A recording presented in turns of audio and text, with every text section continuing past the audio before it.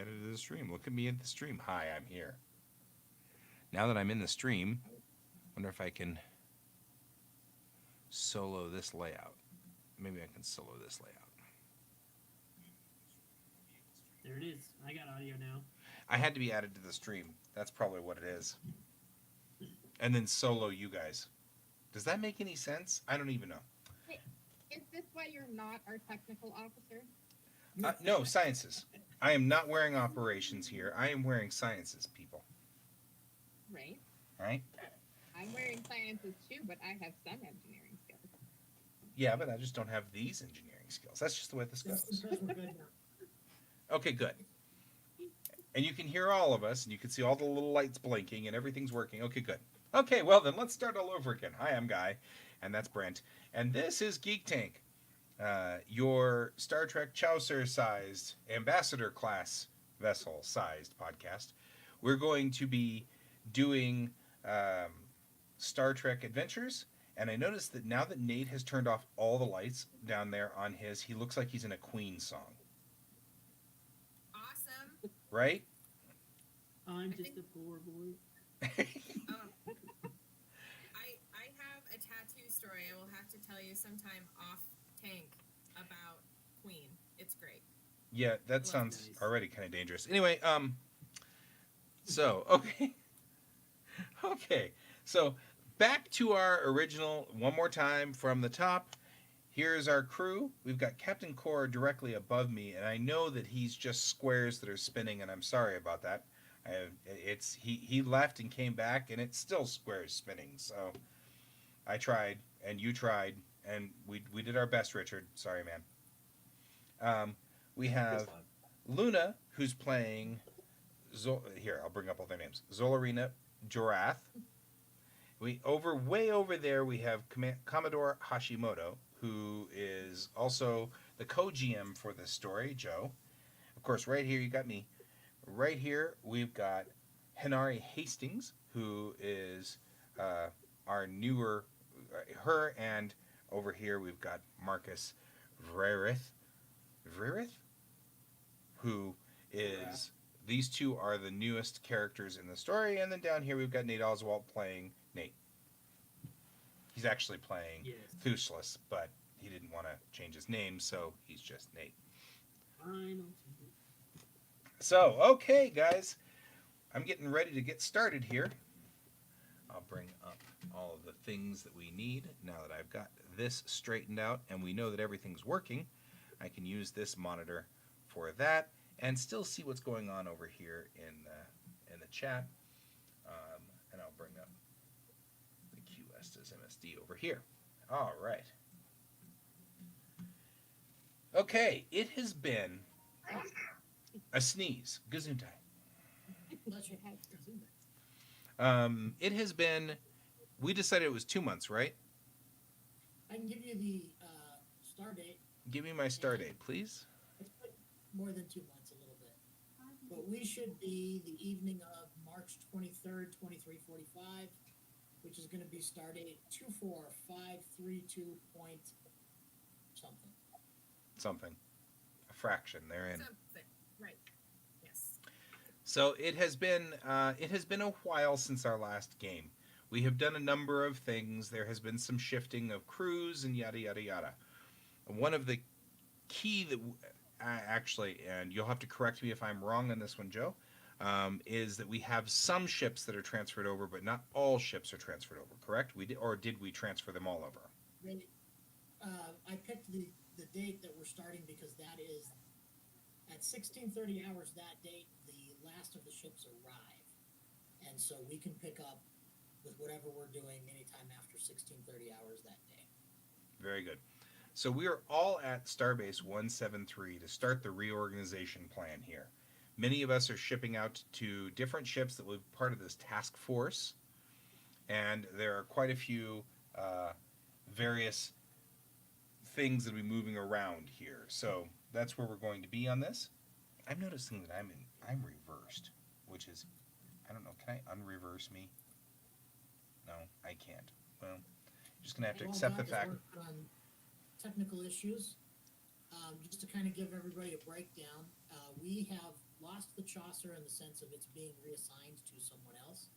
In fact, it's been gone now about a month. We've had like 2 months of downtime, while we've all been more or less hanging out at the starbase, except those of us who are arriving new from somewhere else. The Chaucer was reassigned to the captain of the Russell, who was Roderick Efren, and he was promoted to Commodore. And then, following that, Hashimoto has taken command of the Mescalero. Tessera is going to be taking command of the Cuesta, which has kind of not had a crew and just been sitting around the starbase after a refit at the starbase. We've been waiting for the Van Valkenburg to arrive with a small fleet of new ships coming into the sector today, and Lupine will be taking command of the Van Valkenburg. And then Captain Core has transferred to command of the Versatility. And just to kind of break down who's doing what on the Versatility, you have Core as the captain and no other player characters there.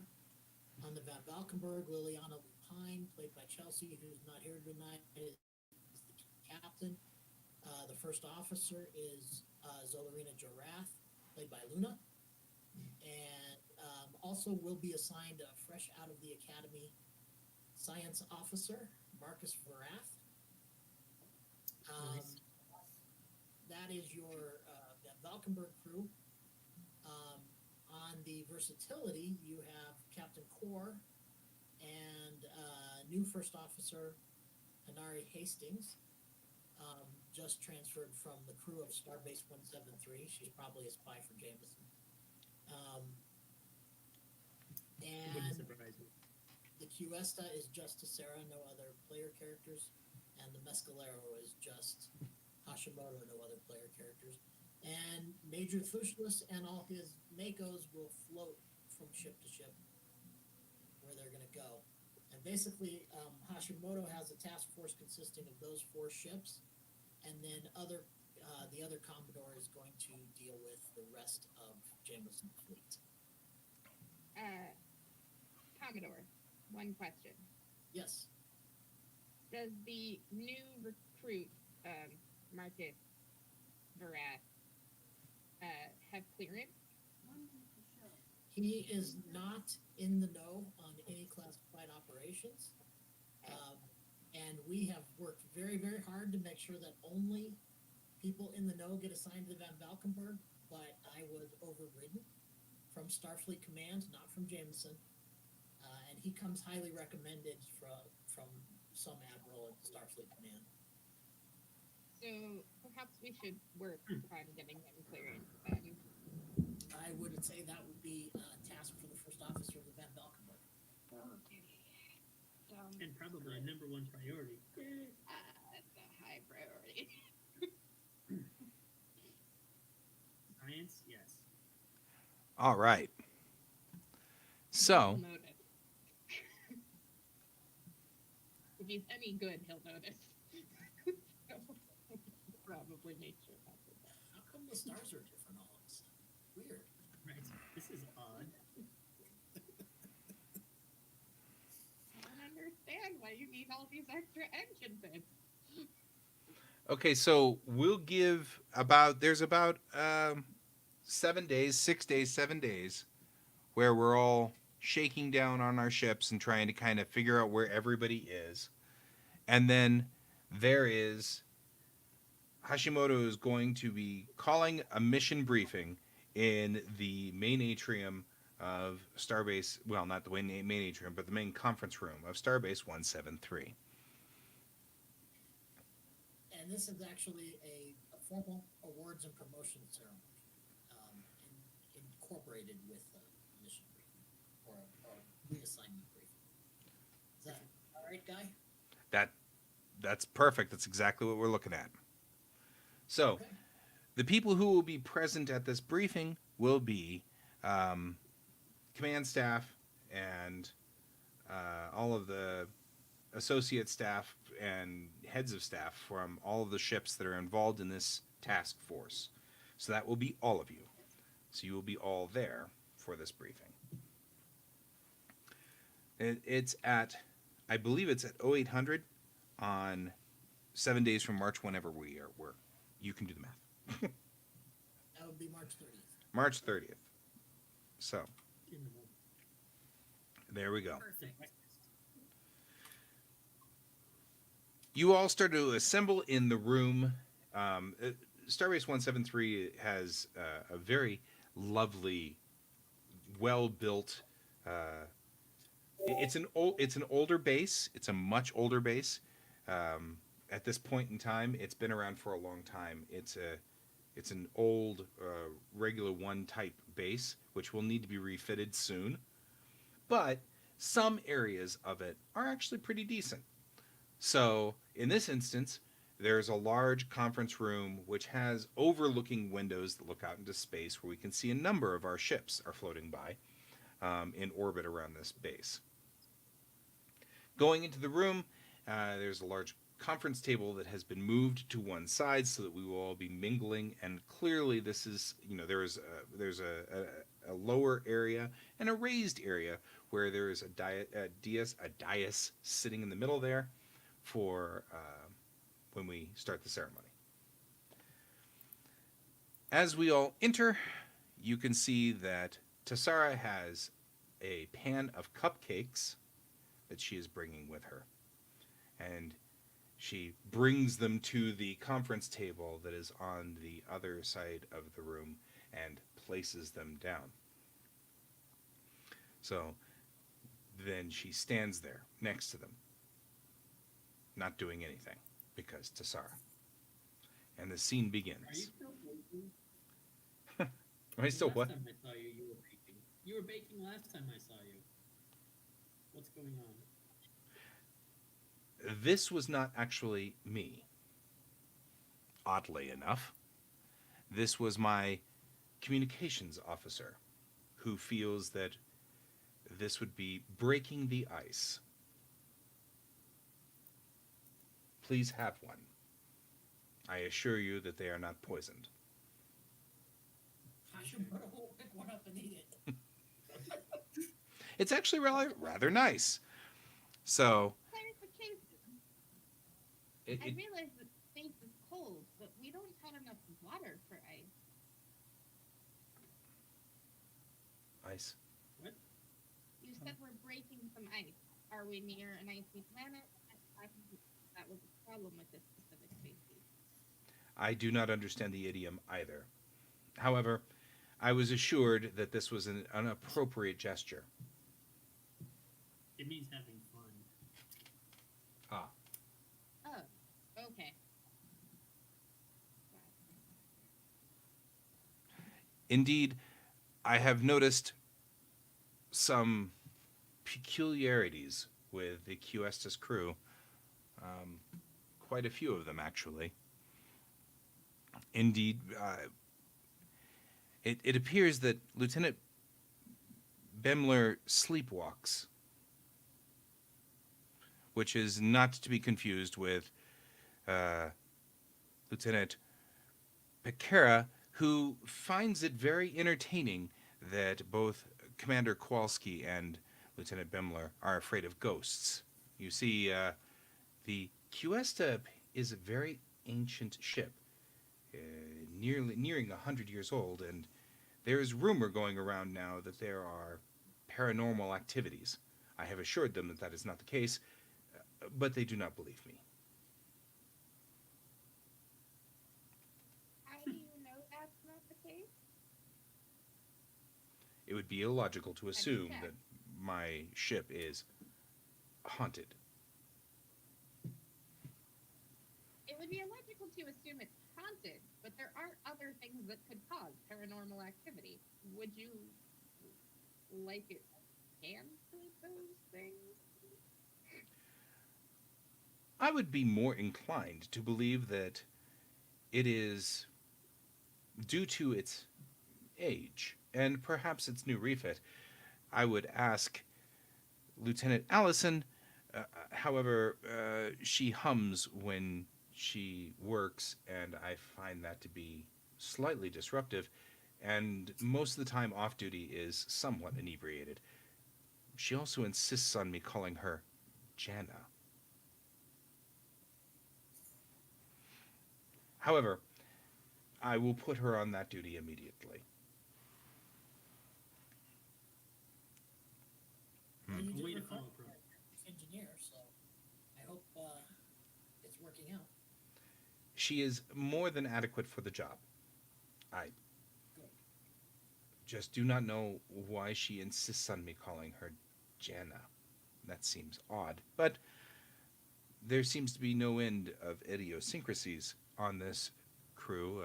Commander Sankar has on more than one occasion managed to turn on the comms at night, and unfortunately, he sleep talks.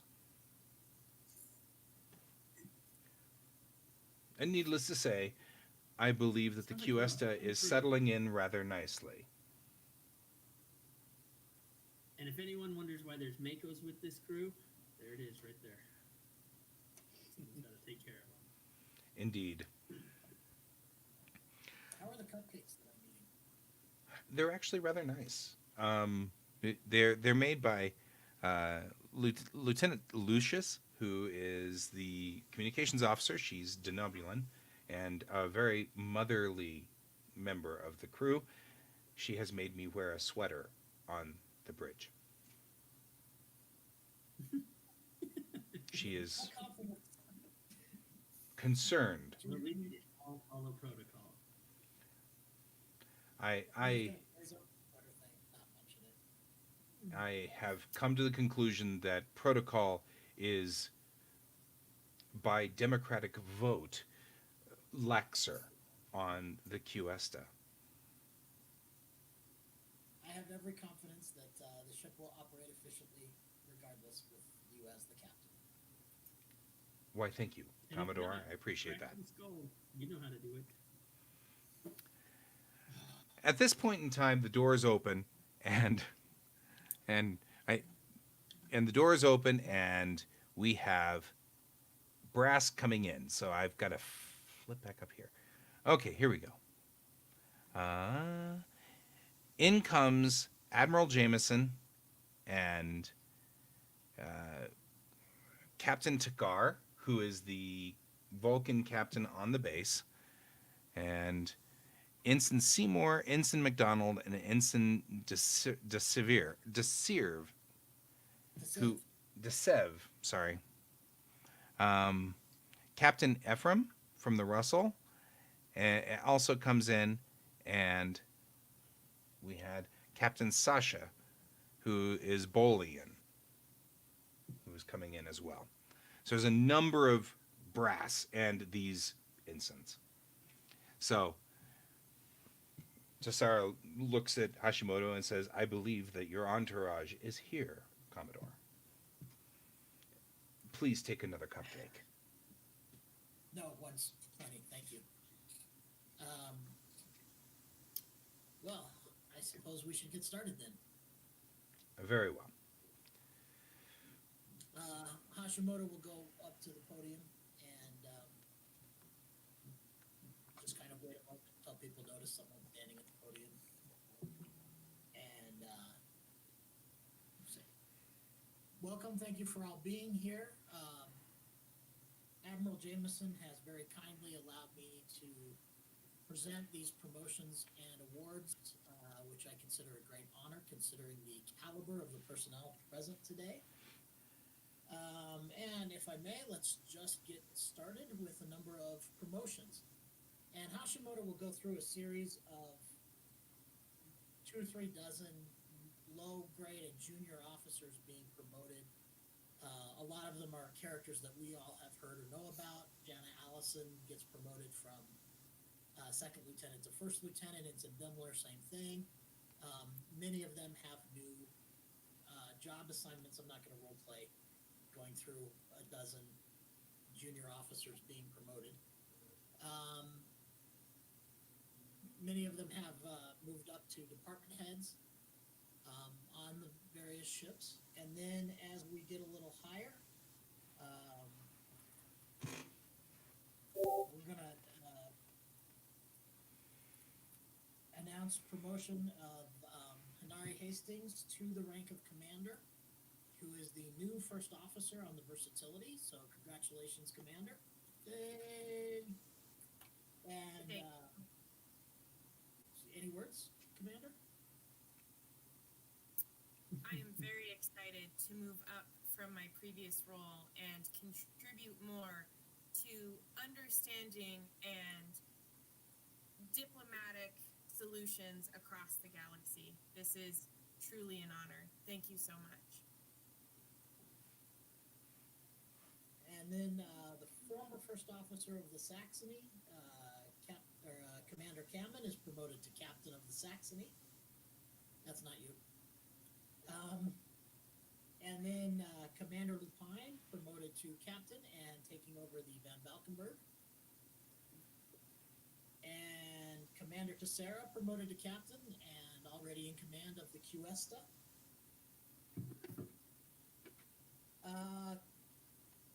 Recently promoted to Commodore Ephraim, who has for the last month been in command of the Chaucer, is now transferring to become the executive officer of the New Frontiers sector for Admiral Jameson at the Starbase.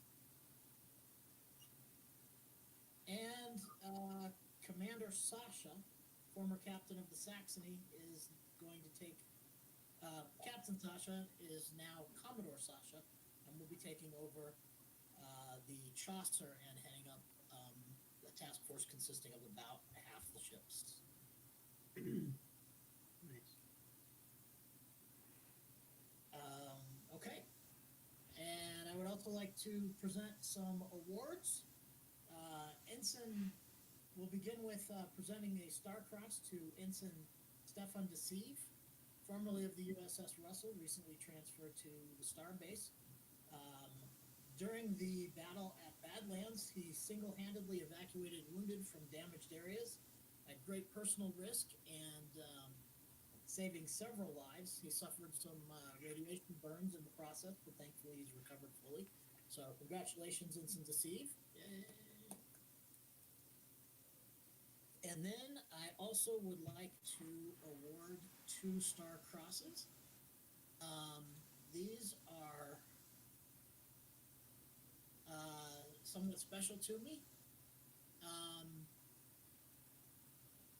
putting them in chat, by the way, if you wonder why I'm buzzing. Those of you can see.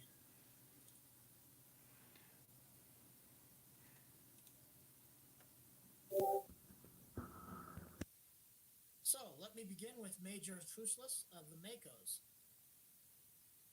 Major Thusless is awarded the Star Cross. On Stardate 24365.64, while responding to a distress call from the Sanctuary Spaceport on the moon Badlands that was under attack from hostile invading forces superior in strength to the Starfleet forces available. Major Thusless led a small detachment of Makos into a hostile environment with unknown enemy forces suspected to be superior. Deprived of all technology due to electromagnetic warfare by the enemy and armed only with a knife, Major Thusless personally charged and neutralized 2 hostile mercenaries in hand-to-hand combat. Major Thusless' actions were instrumental in the safe rescue of key civilian personnel from the Sanctuary Spaceport and significant in achieving tactical control over a vital area of the port. Well done, Major. Thank you, sir. It's all in a day's work. And now Captain Lupine. This refers to the same battle on Stardate 24365.64 while responding to a distress call from Sanctuary Spaceport on the moon Badlands that was under attack from hostile invading forces superior in strength to Starfleet forces available. Commander Lupine, at great personal risk, made telepathic contact with the commander of the invading forces and rendered him unconscious.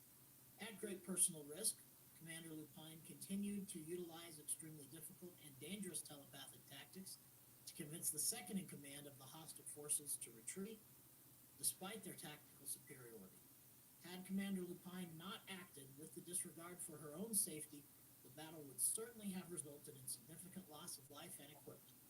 Commander Lupine single-handedly defeated the entire hostile fleet without violence, and her actions serve as an example to the Federation. Well done, Commander. Too bad the player's not here to hear that, but That's the other way to do it. Good job. When you play this back, Chelsea, that was you. that was you. And with that, the formal portion kind of wraps up, and we kind of go into a, everybody's kind of mingling and having cupcakes and whatnot. I do have some extras. Space cupcakes. Truly the most original flavor. Are they chocolate? I was about to say that they do not taste like space. I believe that they only taste like chocolate. Thank you. You are They welcome. don't taste like ice. And they do not, in fact, taste like ice, which would taste very odd. That would be bad. Yes, it would. Hello, Jimmy. Welcome to the show. Hello, Jimmy. So, did you want to also do assignments? Joe, Yes. Okay. because we've got to. This This one is thing the also in here where we do Starship assignments. Okay. Let me pull that file up so I don't screw this up. We have a number. We've worked really hard to synchronize, so watch us be completely out of sync. Perfect. All right. So let us begin with the USS Saxony recently arrived and assigned here. The captain there will be Captain Kamen. Nobody else. We'll go through who the major staff are, but they're just unnamed NPCs for us at this point.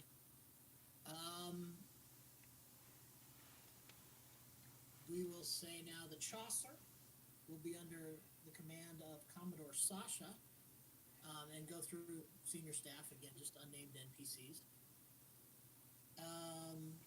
The USS Cuesta, Captain Cesare, would you like to introduce your staff? I would. Indeed, the only person who I brought with my command staff here. Did I just close the other file? I did. I totally did. There we go. I had two files open for this. There's a my first officer is Commander Sankar, and he's with me. And at this point in time, I just introduce him. But for the sake of not crowding this room, I did not bring my entire command staff. However, he is my first officer at this moment, and my tactical officer.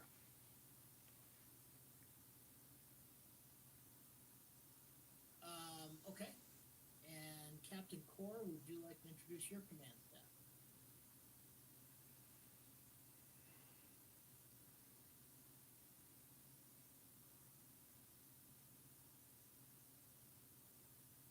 I don't actually have my all the command staff listing.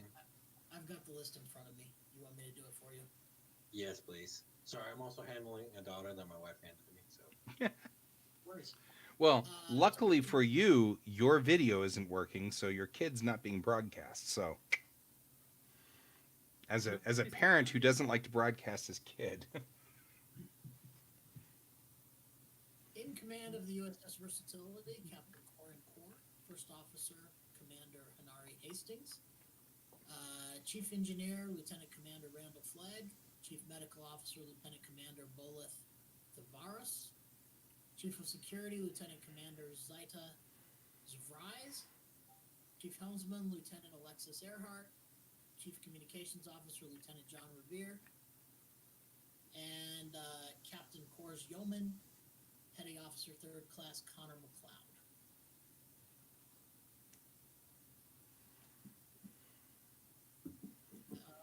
I think since Chelsea's not here, I will do the Van Valkenburg on her behalf.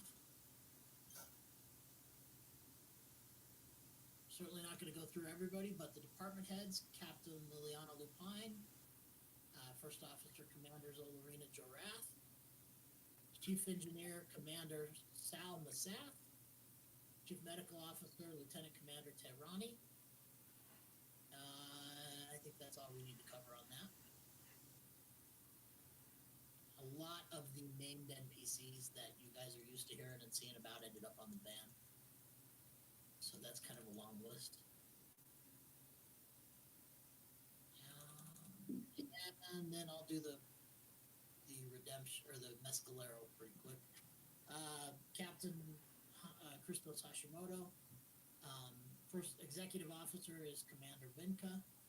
Chief of Communications, Commander Ulrika Turlson. We don't see her a lot in gameplay, but she's appeared a lot in the log. Chief Medical Officer, Lieutenant Commander Marna Buch.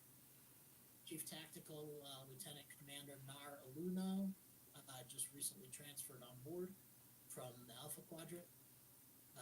Chief Engineer Jarash Maan. Chief of Operations, Lieutenant Commander Atana. And I don't think we need to go over the rest of the crew. Commodore Hashimoto's hanging on to his yeoman, Petty Officer First Class Alexandra Rope. So that just kind of gives you an idea if you have a favorite NPC or where they're landing. Did we cover all 4 ships? That seems like all of them. We have a couple of other ships that are in the system or in our group, and Captain Tagar will take over from this point.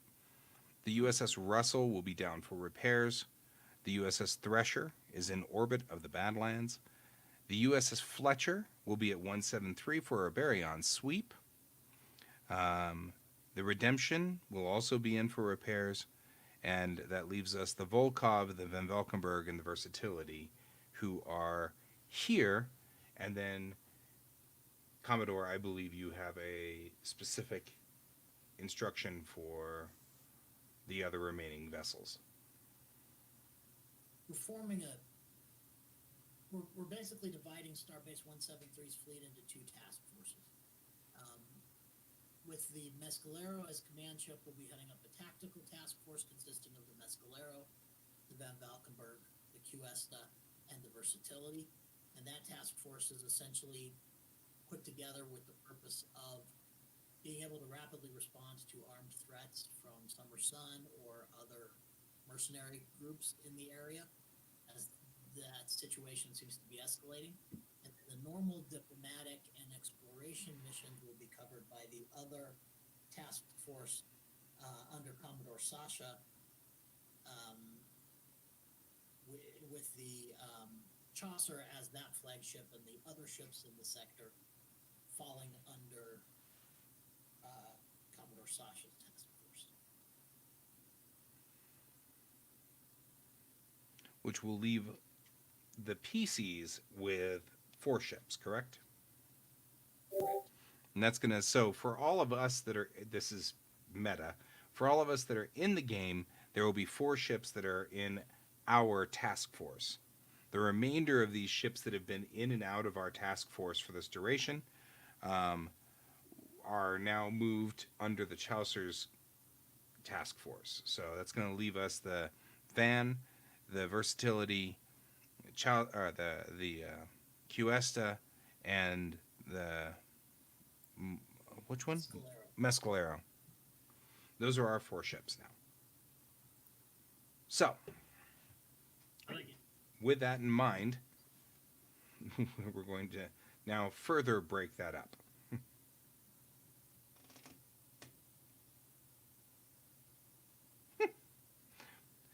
I believe that your grandmother has joined our game, and she wishes to know when the photon torpedoes will be broken out.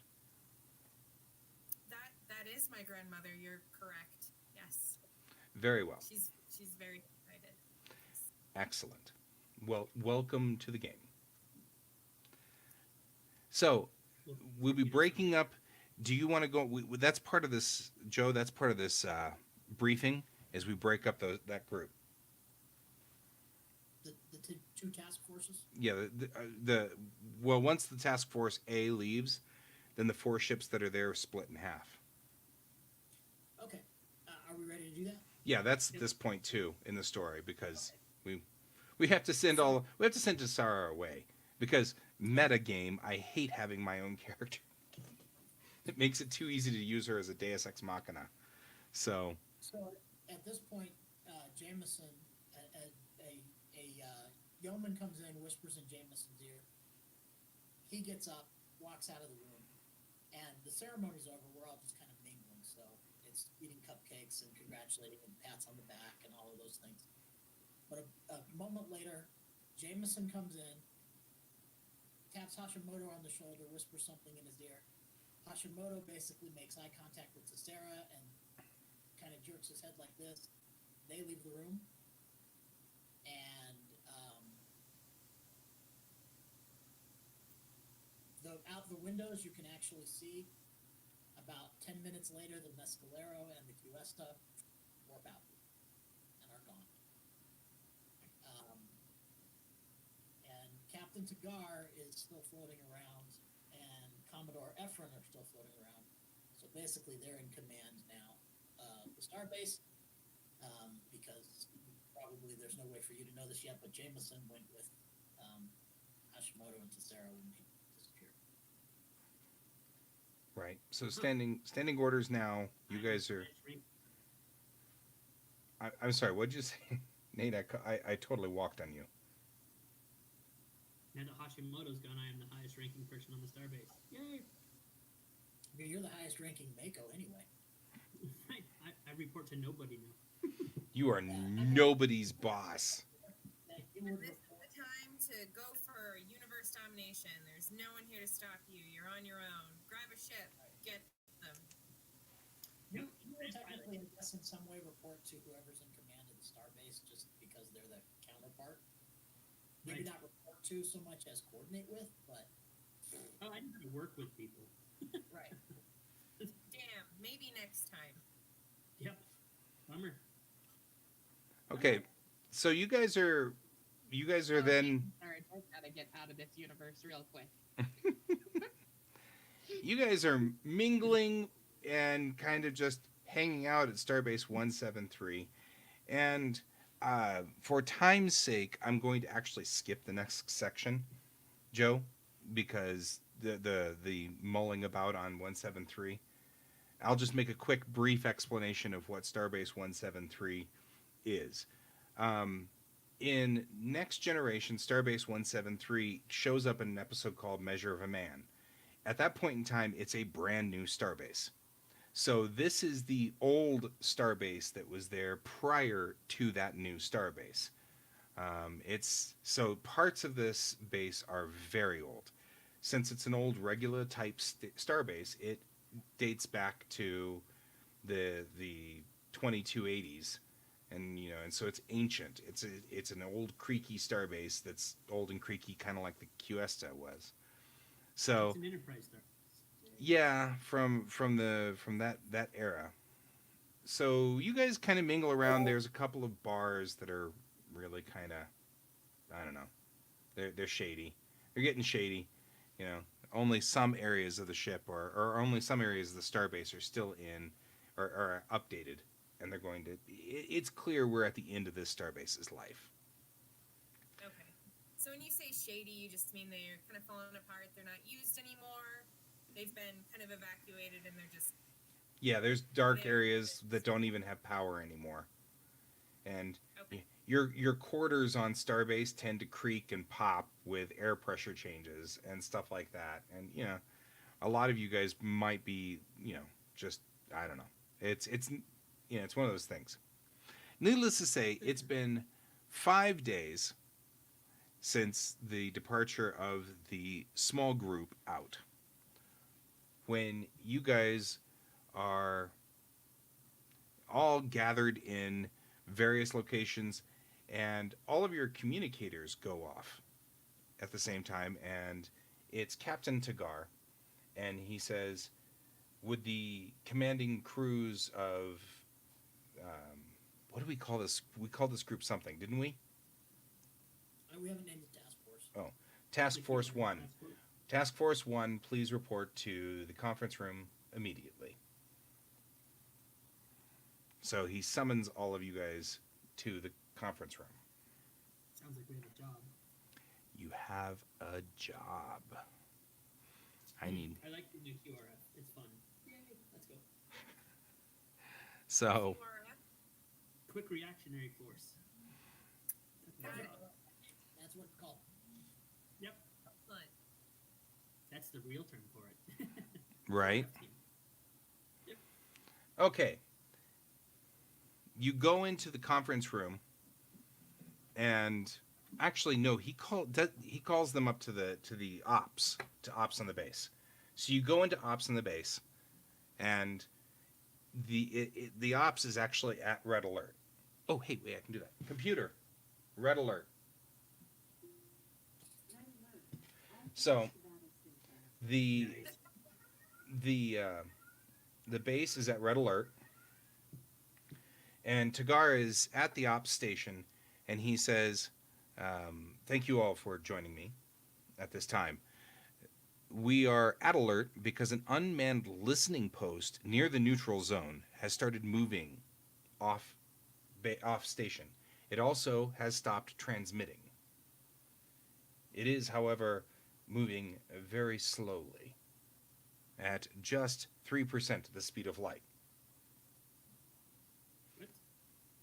I feel that it may be a nefarious tactic by a Romulan incursion. Note that we have not seen or heard from the Romulans on this side of the neutral zone in nearly 60 years. So any incursion must be investigated. Can I count on Task Force 1 to be the detachment that I can use to investigate this? Of course. Yep. Very good. Please detach within the next, well, I guess he should say, how soon do you think you can get your task force underway? Why are you asking? We've been ready for 5 days. Very well. Then please detach within the hour. Okay. He then dismisses you Unless guys, it's to the Mako, take on it. right? Yep. And you guys So, head on out. Is it? Do we say meta game if we have a question? Is that how we? Yeah, or you just usually say, I have a question. Does so and so know so and so, or something like that. You know, we sort of pick it up. So since my character is half Betazoid, is it like I know that in Next Generation there was some empathic ability where, which I have, where she could feel outside the ship and she could sense emotions. Is that something you can only do if you have someone in visual range, or is You it do have to be much possible for me closer. Okay, cool. That's what I needed to know.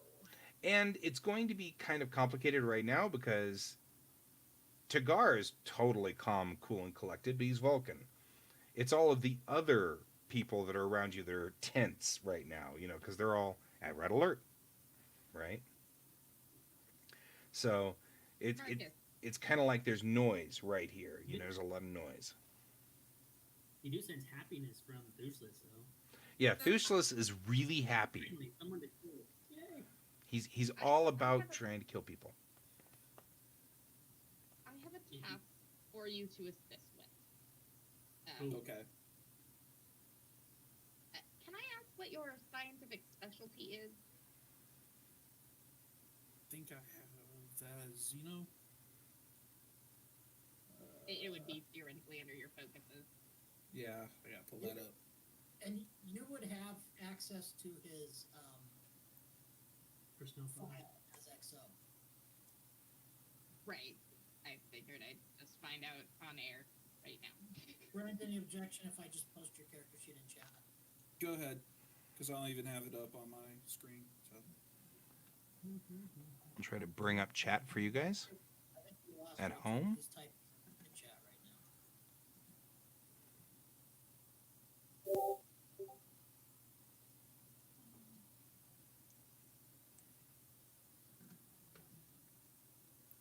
Do you want me to bring that up on screen? Uh, Okay.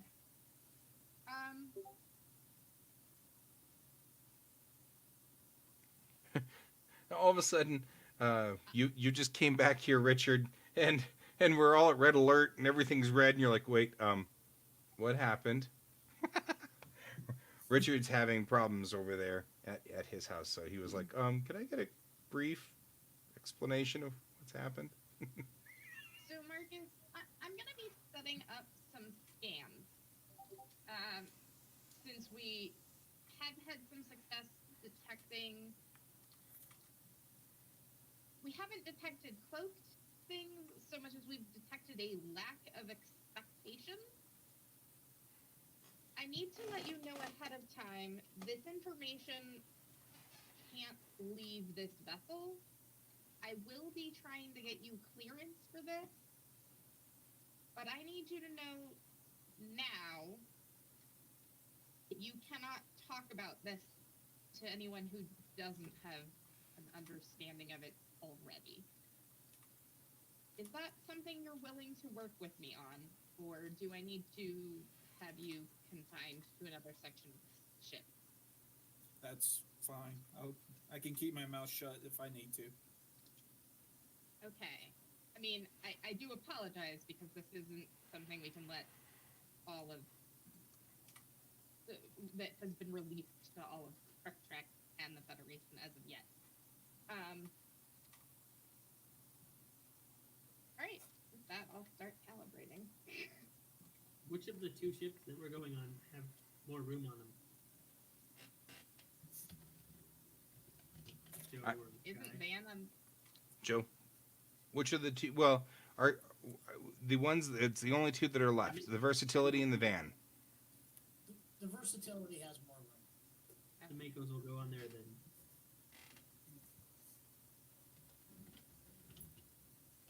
Because we have our ship still, right? We are our shuttle. Yes. Okay. We can go back and forth as needed, but Sorry, Donald's saying that there's low microphones, so I'm trying to figure out which microphones he wants me to turn up. So which one do you need me to turn up for you there, Donald? You can go ahead and just post in there if you're saying somebody's too low. There may be a balance issue between my mic and the rest of them. If that's the case, then give me a holler on that one, and I can turn their mics up. Because I've got the My mics. Sorry, she said that my grandmother said she was having difficulty hearing me. I don't know if I'm one of the ones that the 'Cause- volume is lower. Yeah, so- I can boost your gain. Boost your gain. And then you guys can get louder, and I can get not so loud. Okay. is that better? Can you hear it now? Yeah. Can you hear them now? Because this is I have my own dedicated mic going into the mixer, and then everybody else is all into the other side. So it's either I'm too loud and they're too quiet, or they're too loud and I can't hear it, because of course I just know that I'm doing fine. So, 'Cause- okay, so you guys are heading into your ships, and Yes. you guys will head off. Now I need to find my documents. Okay,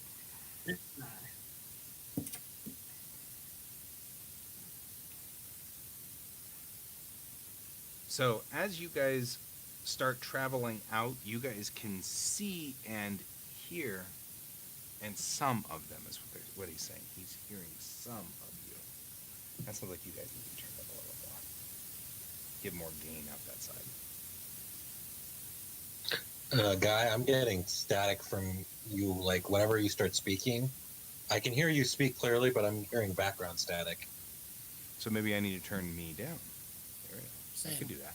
It's like a hissing sound behind you whenever you transmit. Yeah, like it's Yeah. kind of like a tire releasing air when you puncture a hole in it. Oh, that's just the snake that's behind me. I've got a snake behind me. The big snake. Got it. Yeah. No, okay, cool. I'm going to turn the gain down just a little here on my mic. Doesn't help. Turn you guys up, or maybe, I don't know. Is We that better? actually can't hear you now at all. Oh, now I can hear you. Can you hear me now? Un poquito.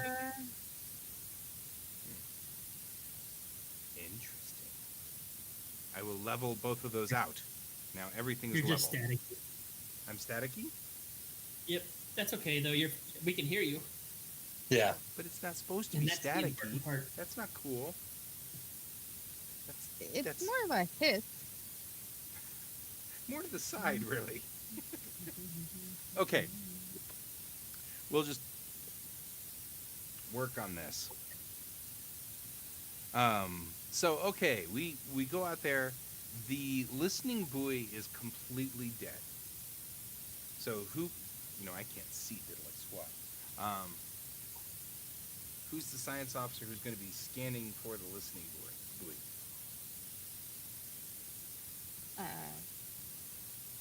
We have a I science didn't- officer here. Do it. Make it so. Don't make it me. One step over from her. I mean, I can scan for the buoy. I was also going to scan for spatial anomalies near the buoy, Good thing. Okay. or rather, phase variant anomalies near the buoy. Okay. Richard, have your person scan the buoy. Yeah, or scan for the buoy, or scan the area of the buoy. Yeah. That way Yeah. both ships are doing it.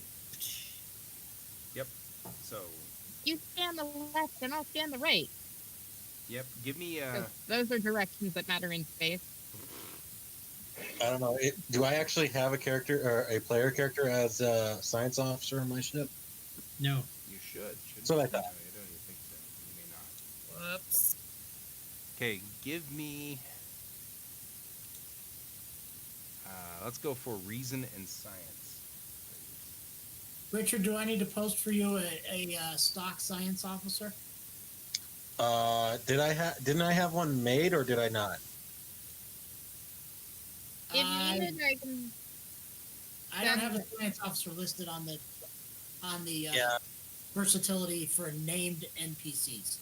Yeah, then go ahead and make a stock character for it. I'll just put one in chat. That's just there's a stock one, so I don't. Okay. Let's stock It- Starfleet science officer. There you go. If you need me to send like the staff over temporarily, we can do that. I find this fascinating. I'm sure they have The a blue science. part of my It's just not good. uniform vanishes. But Yes. it is interesting how the red totally Yeah. washes you out. Yeah, What, totally wipes out what the was red. it that we were using again? I'm sorry. We're going Reason and for what? reason and science. Got it. Okay. I mean, so roll 2 dice. We don't have any momentum yet in the game, so go on ahead and roll 2 and give me the result. There's a lot of twos. Okay. What'd you get?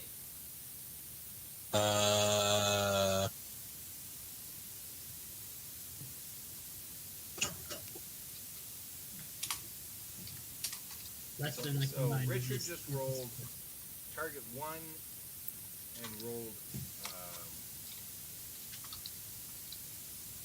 Are we looking at? Because I'm looking at what Majel posted in the chat. Is that what you just did, Richard? Yeah, sorry. Cool. So I don't know how to read this. yeah, that's what I'm trying to figure out here too. I'm like target's 20, critical range 1, complication The- range 20. The raw result. was The You 0 raw rolled to a result 13. is 19 and 13. Yeah. The raw result right there, 19 and 13.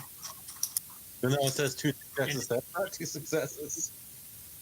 They need to be below your reason and science combined. right. So it's a 19 and a 13. The reason in science combined is 12. So So okay. you got 0 So that's- successes. That's Yep. 2 fails, correct? That would be a new science officer. Yep, 2 fails. Okay. What about from? So that was from the versatility. Yep. What about the van?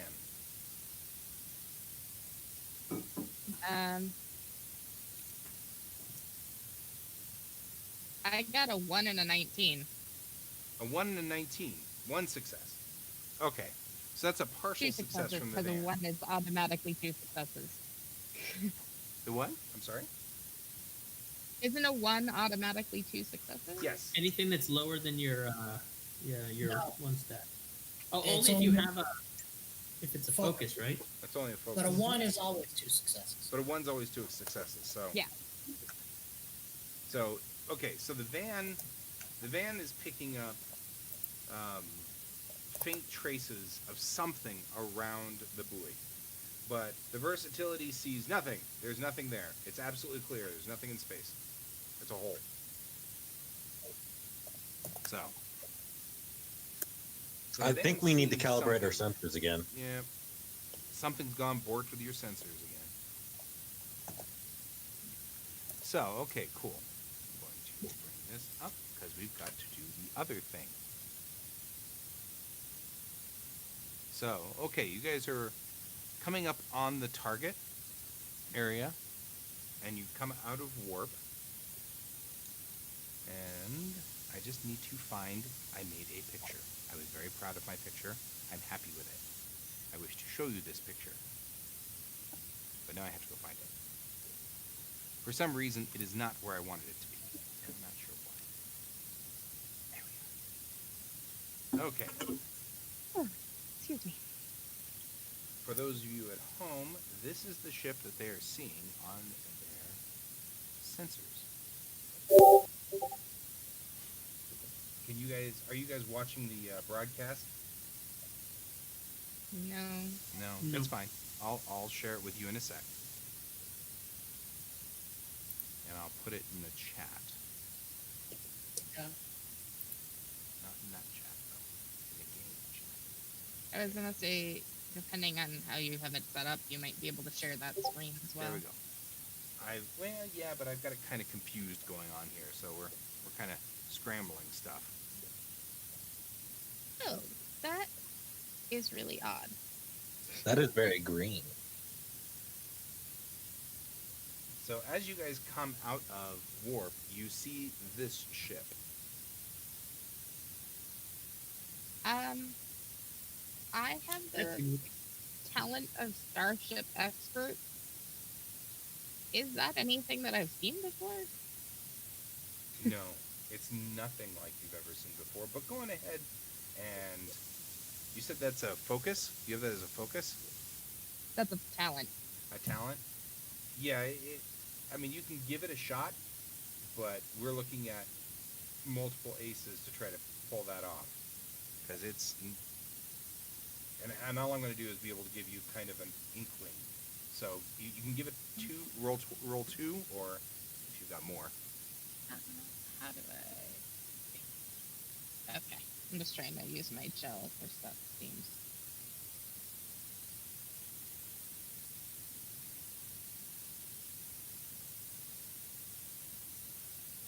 Do we need to go to red alert? That doesn't work. That's something kind of decide. Start fleet captains. There we go. Yeah, that would be a no. An I mean- 18 and a 10. Yeah, so you've just never seen anything like this. You have no earthly idea what this is. Oh, wait. You know what would be a great idea? Red alert. Yeah. Makos, get ready to deploy. You're just saying. If you delay, we die. Let's go. Which ship are you on? I don't know. Yeah, that would be my ship. And I was like, they're not on my ship, so I can't tell them we don't know if it's hostile or not. Everything is that's what I'd be trying to figure out if it's hostile first. So we've got Richard in charge of the versatility and Chelsea in charge of the van, correct? I'm on the versatility with Richard. So you're talking to Richard. Yes. I will do this number here. Yep, Chelsea Have calls your the tactical van to red officer alert. stand them or something. So Chelsea has turned the van to red alert. Okay, then I would turn into red alert. Okay. So you guys are raising your shields, and bring on the weapon systems. Who's at the tactical place on the versatility? I will raise the shield. I don't think we will turn on the weapons. You're going to recommend that to Chelsea? Is she here? Well, I'm NPCing her. Keep playing her. Oh. Is she here? No? I'd recommend raising the shield, but it's up to you as to whether we want to do the weapons. She's like, I'm a doctor, not a captain. Okay, don't raise the phasers then. There we go. That fits sort of what I think Chelsea would do. Scientist, not a makeup. I'm on my way to the cargo bay. Okay. Which We have an- ship am I on again? You're on the versatility. Okay, that's what I thought. Cool. So, just so we're clear, Richard's in command of the versatility.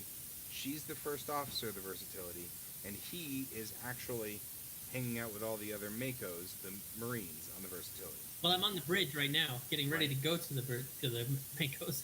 On the far side, Luna is the second in command of the Van Valkenburg, and way over there is Marcus Brent, who's just on the bridge. He's a bridge officer, science officer.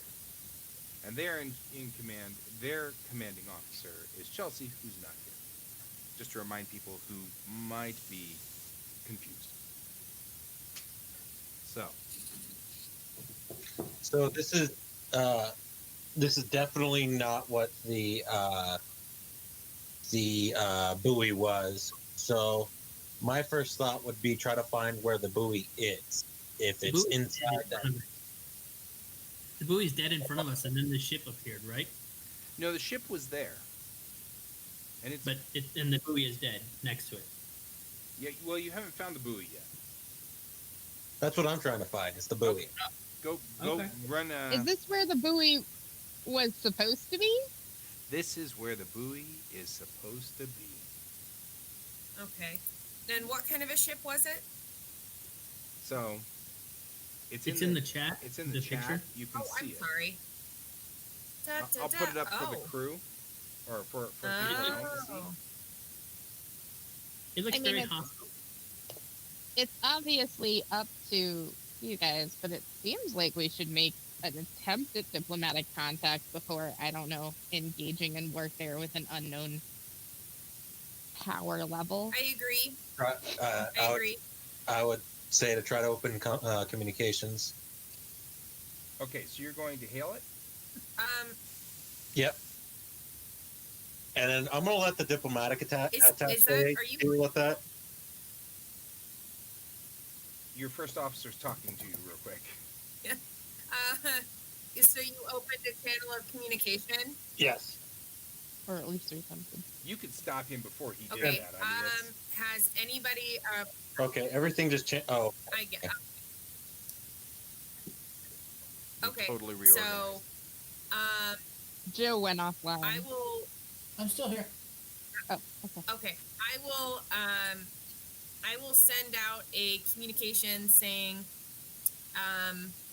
that we look forward to conversation, and that we are not here on any sort of quest for battle, but that we are curious about this new vessel that is around our station and would like to open communication with them to see what they're all about.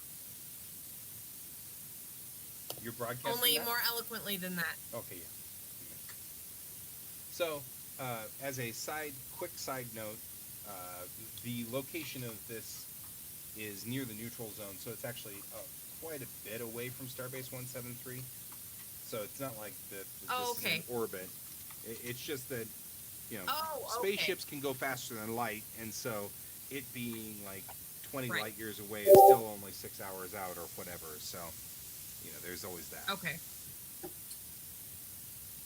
So, In this interesting neutral zone in a ship that we can't identify, which is really cool, she Right. said instead. right. So I just wanted to clarify that because I was feeling like I might not have made that very clear. I apologize. So, No, that's okay. Okay, so you're hailing the ship. By the way, the van, because you did do that. Can you give me another check real quick? And I will tell you what to check with. This time I want insight and science, please.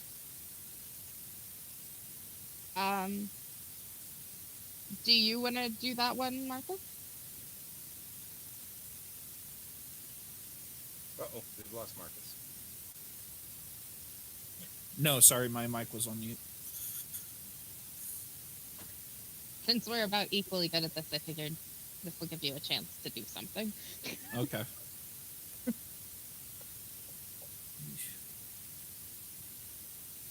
And I also have the talent warm welcome if that would be That would a help. positive contribution to this. I think that would help a lot. All right. Got a 16 and a 13. Is it me, or are these dice going really high? You're going really high. All of these are. There hasn't been one that's been low, or anywhere near reasonable time, or reasonable, like. They've all been very, very high. So what am I rolling against again? Reason and Reason. Science. Science and Science. insight. I'm sorry, science and insight. science. So those are combined of 13. So you got one success. That puts one success. You're close enough that you are noticing that the signal from the buoy and the ship are both moving at the same speed and the same direction.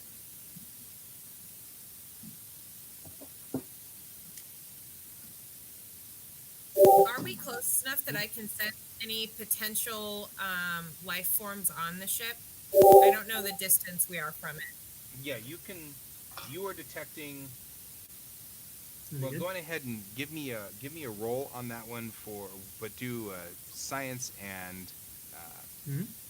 science and reason for that one. Okay. How do I'm in the dice roll thing. Do I click on the bot, or is that it? I don't Nope. think the bot is very fair. Yeah, that's No, what I'm noticing too. exclamation- She's been rolling a V- lot, and it hasn't Yes. yet gone below 10. Exclamation point 2d20. We'll roll 2d20 for you. I would Okay. highly recommend using something like Dice Roller or Yeah, just- actual dice at Yeah, this if you've point. got two It 20s. doesn't seem fair. I've got dice right here in my awesome tin. So I'm just gonna pull out a D20 and Roll. show it to everybody. We trust you. One moment. I mean, Is it 1D20 or two it's gonna be D20? 2d20, and then what is your reason? I said reason, right? Reason and My- science. No. My reason is 9, and my what was the other one that you Science. wanted? Science is 2. So you want to roll 2 times, and you want to get under 11. Okay. So 2 D20s, and I want to get under 11. Did I You were say? having her do science for the diplomatic exchange? No, she's That's- scanning for life forms. Then she should also get it 1 die for the ship. And oh, that's right, 1 die for the ship. So So 3 I don't have three the I don't have D20s? the versatilities character sheet. I do. Okay, I'll let the cat. Oh, it is. What is it going to be for the ship? Sensors and Sensors and science. Yes, science and sensors. Your goal is going to be 11 with that one. So it's 11s all Okay. across the board. So three dice, and you need to be under 3 11s. Okay. And just a clarifying question: if I'm using my empath talent, wouldn't it? It's not insight; it's reason. I'm sorry. or One more time. her attributes. I haven't been able to find it in the book. The only one I've been able to find is follow my lead. So I'm a little in the dark about what goes with what. Do you have a book handy? Yeah, I've got it open up in here, and I have it on the page that's set for talents, but it didn't. It didn't Empath is on page 105. 105. 105. We Oh, actually wrote on oh. our sheet the pages, so you might. I found it. Okay, thank you for that. I was in the wrong section. But it'll require. Oh, it doesn't say what to roll for it. Never mind. Okay. So I still getting used to the rolling system for this. So for the empath ability, you would want reason and science, not insight. Is that not insight and science? Is that correct? Yes. Okay, sorry, I didn't hear for a second. Perfect. Cool. I'm rolling now. Okay, I got 111 and 2 13s. Okay, so 1 success and 2 failures. Okay, so you scan, and what you pick up is there are somewhere between 4 and 8,000 life forms on board. It's Okay. a pretty big ship. The scale is a little or disconcerting. It's a big ship. It's a very, very large ship. Okay. Okay, and so just for my scan, I'm basically feeling that there are 4,000 life forms. Is that about right? Like, yeah, I get a sense that there are life forms 4,000 on there people? somewhere. You're sensing 4,000 to Okay. 8,000 life forms of some Okay. sort on there. I will.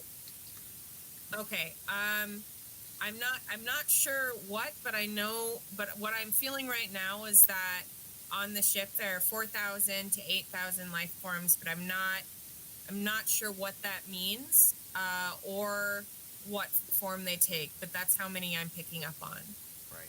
Donald, Okay. you were asking if she was going to do an extra roll for that.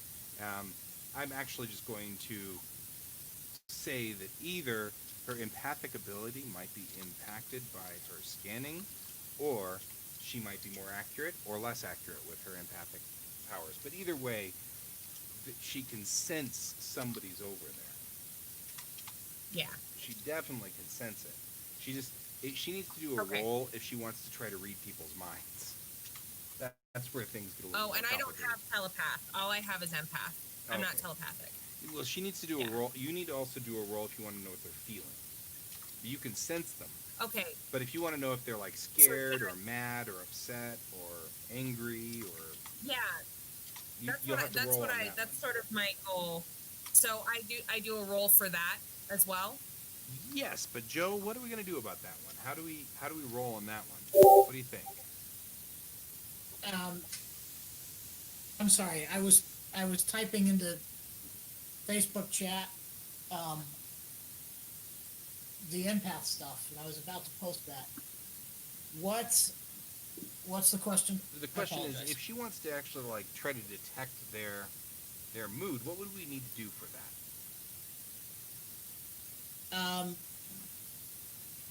What she would. So basically, she can sense emotions automatically of those around her, but they're pretty far away. So I think it would be fair to require her to make a roll of some kind. Right. And if she wanted to pick out an individual, that's a high and challenging roll. That'd be really challenging. But we just want her to just pick out what they're feeling in general. She could I would give her a roll of insight and pick a discipline, science or security, and go with it. I mean, I think that's your. What are you balance to looking kind of- for? I'm looking to see if there are any hostile emotions, whether that be anger or Then let's go feeling for of. I'm trying. let's go for insight and security then, because I agree with Joe on this one. Okay. But I think if you're looking for hostility, that's a security issue. Yeah. Hostility and what's the other one? Deception. Deception. Hostility and like feelings of deception. Right. So insight and security. Insight and security. So my insight is 1, and my security is 5. So you got 15. Okay. So 2 dice. Oh, I get it now. I see. 2 dice, and your target's So I under roll- 15. And I roll 1 for that, correct? 1 die? You're gonna roll 2 dice, 2 dice. Okay. and then I decide whether this was a 1 die success easy or 2 dice success hard. I got a 2 and a 13. Okay, so both of them were successes, Okay. right? Because they're both under 15. So I'm Okay, gonna. that makes so you sense. can sense that at this moment there is no alert status. No one seems to be angry or upset, and everybody seems to be pretty chill over there. Okay. At a minimum, I don't think that actively right now they're being antagonistic, and I'm not picking up on any negative feelings toward our ship, but they haven't communicated with us, haven't communicated back with us yet, so I'm a little concerned right now about what that means, but I don't think that they're about to attack us, so that's Well, nice. okay, so I suspended No? Captain Core's pushing the button to transmit because you were seeming to do a whole bunch of things before that. So in the scene, I've sort of Okay. imagined that you were like, wait, before that, you know, Okay. or whatever, you know, you're doing your Okay. thing. And so he's waiting, he's got his finger poised on the communications button. That was sort of the way I saw that. And that's when I start talking to them. Yeah, what do you think, Richard? Does that sound pretty like it jives with you? Yeah, he would be raising his eyebrow very much too. So So, okay. You know, Okay. these uniforms really do lend themselves to the Picard maneuver. I swear to God. I'm just saying. I keep leaning over and then I had lean to back and I'm change like, into my ah, sweater. I gotta do the Picard maneuver. Me too. Oh, well. Okay, I will. So the transmission is open, and I'm now speaking and transmitting to the other ship. Is that the idea? Yes. Now you Okay, said your thing, and there's Okay. a minute, and then 2 minutes, and then there's a reception to the signal. And Joe, take it away.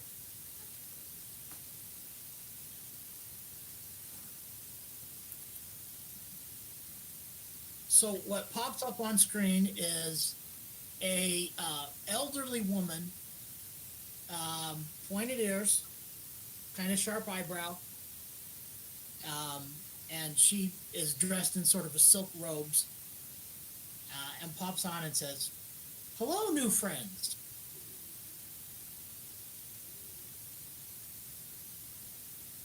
Okay. And now I you definitely seeing her on the screen, you can definitely sense to some degree that she's very happy.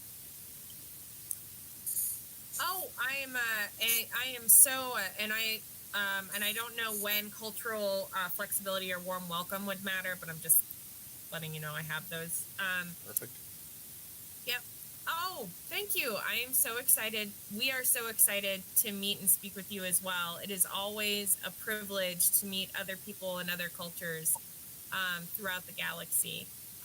Would it be all right if I asked your name? I am Elder Valise of the Nullcav. And I am First Officer Hanari of the versatility. of the Versatility with the Federation. The Federation. Well, hello anyway. It's been a long time since we met anyone new. We're very excited. Are you a large family traveling across the universe together? I guess you could say that. So I for one like to travel through space to meet new people and to visit new cultures. Is that the reason you like to travel, or is there another reason you enjoy being in space? Well, we're seeking a new home. Oh, that's amazing. what have you been? How long have you been looking for a new home? Ooh, let me look at my notes. Right. She gives off a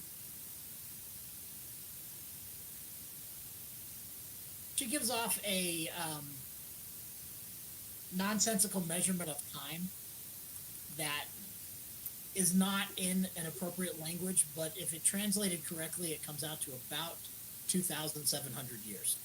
Great. Okay. Can you? I would love to, and I know the Federation would love to help your people with that. Something that we do is when we find people who are looking for homesteads, we would love to help them find a place to live. Can you tell me a little bit more about your people and the kind of environment that you come from and that you're seeking? Well, our legends tell us that our original home planet, which is very far away, was a oxygen nitrogen atmosphere and very little water, but we don't have really a lot of details. I can transmit our biological needs or limits, our temperature, what we can tolerate in terms of temperature and things like that to your ship. If you could help us, we actually have a destination set into our computer, but I think we're some distance from it. I and the crew on this vessel and the Federation would be thrilled to do that for you. If you would be willing to transmit those to me, I'll send that over to the team I work with, who are my science officers. And I would love to meet with you in person if you would be open to meeting and talking. Oh, we would love to meet with you in person. Like I said, it's been a very long time since we've had visitors. I would love that. If it's okay with you, I think one-on-one would be best first, just because we're just meeting and talking. Would you be willing to come to our vessel, or I would be happy to come to yours in a small group to have a meeting with you and learn more about your history? She seems to be talking to someone off screen briefly, and then she goes, well, we would love to host you on our vessel. I'll send you coordinates for a docking port. Okay. And can I like mute transmission or something so that she can't hear what I'm saying? And I don't pick up on any sort of deception or any sort of negative, potentially dangerous emotion. Roll 2 dice, same Oh, as is it a before, roll the dice? on your insight and security. Okay. So that's 2 die. Those are d6s and not what I need to roll. Okay, I get an 11, and I get a 20. So one you're success, one. You got Correct. one success and 1 critical failure. So you're not Super great. you're not sure that there could be deception here.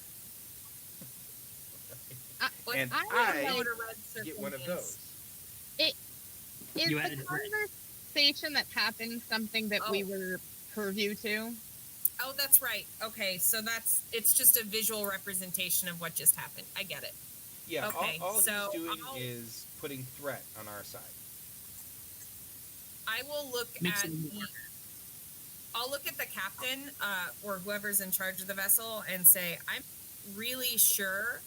I'm not really sure, Captain, what their actual intentions are. So I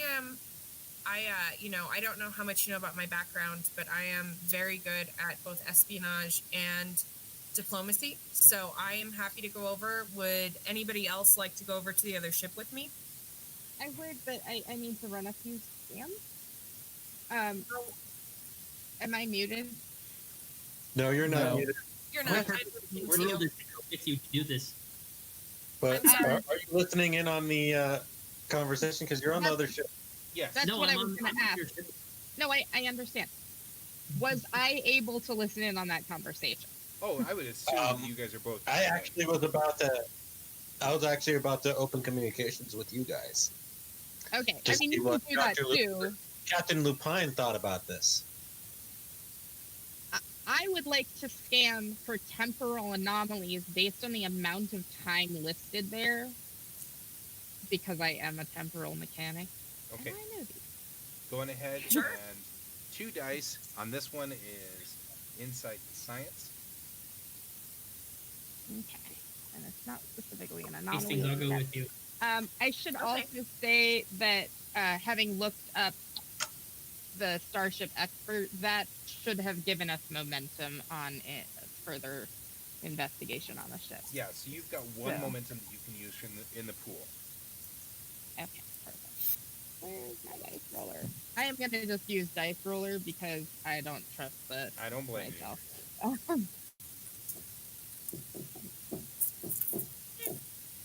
So What is my target for scanning this? Science and insight. Yes, science and insight. Insight. Okay. All right.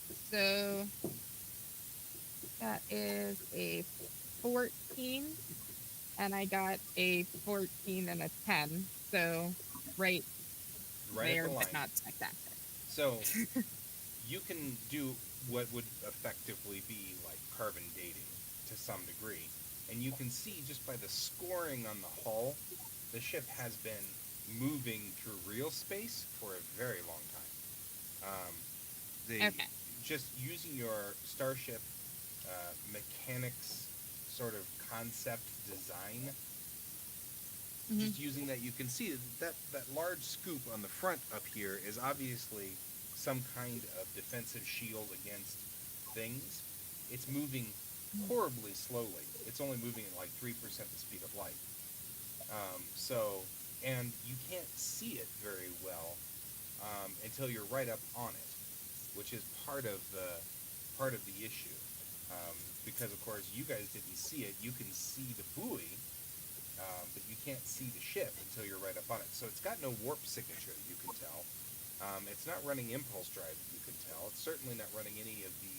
It doesn't have a quantum singularity. It doesn't have anything like that that would possibly lead you to believe that it is indeed So propulsion it of any appears sort. to be from this universe and old enough to not have warp technology.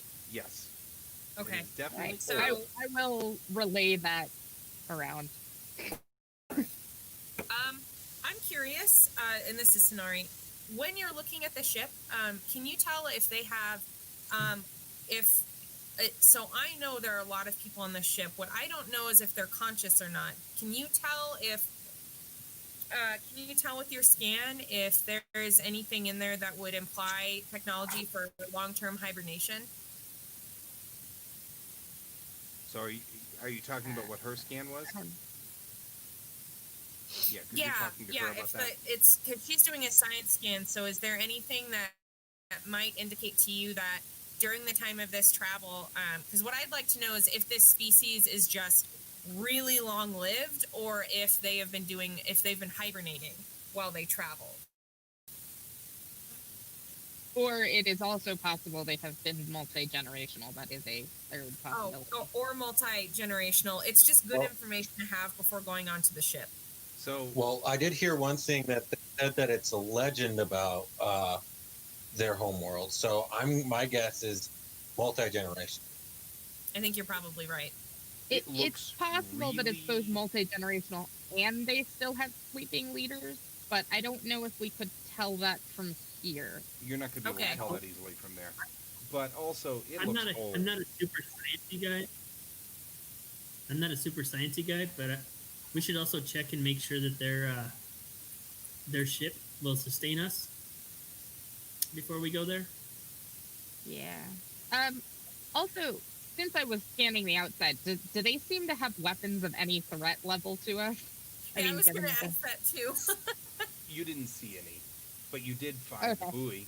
The buoy is lodged about halfway down the cone here, and it's lodged in it's lodged in the hull, They along with a invaded whole bunch of over. other wreckage that seems to have been scooped in and picked up. So Okay. once you did finally do a deeper scan, you did find the buoy. It's lodged in the hull. Okay. Okay. Well, we may have to help them clear that Yeah. plate. It does Okay. look like that the ship is robust, and the parts of the ship that are easily spotted, it looks like it's got thick armor. It's got a thick skin. Okay. So it's Right, not but we want our buoy back. right. so- But I mean, so it's kind of like, you know, a rock in an elephant's hide. You know, it's not like it's hurting the ship very much. So they may not even Okay, so the ship know seems to be that they okay. hit the buoy. Right. I am Fair. going to relay on to the Makos that it doesn't seem that though they have minimal weaponry, it doesn't seem like it is likely to be.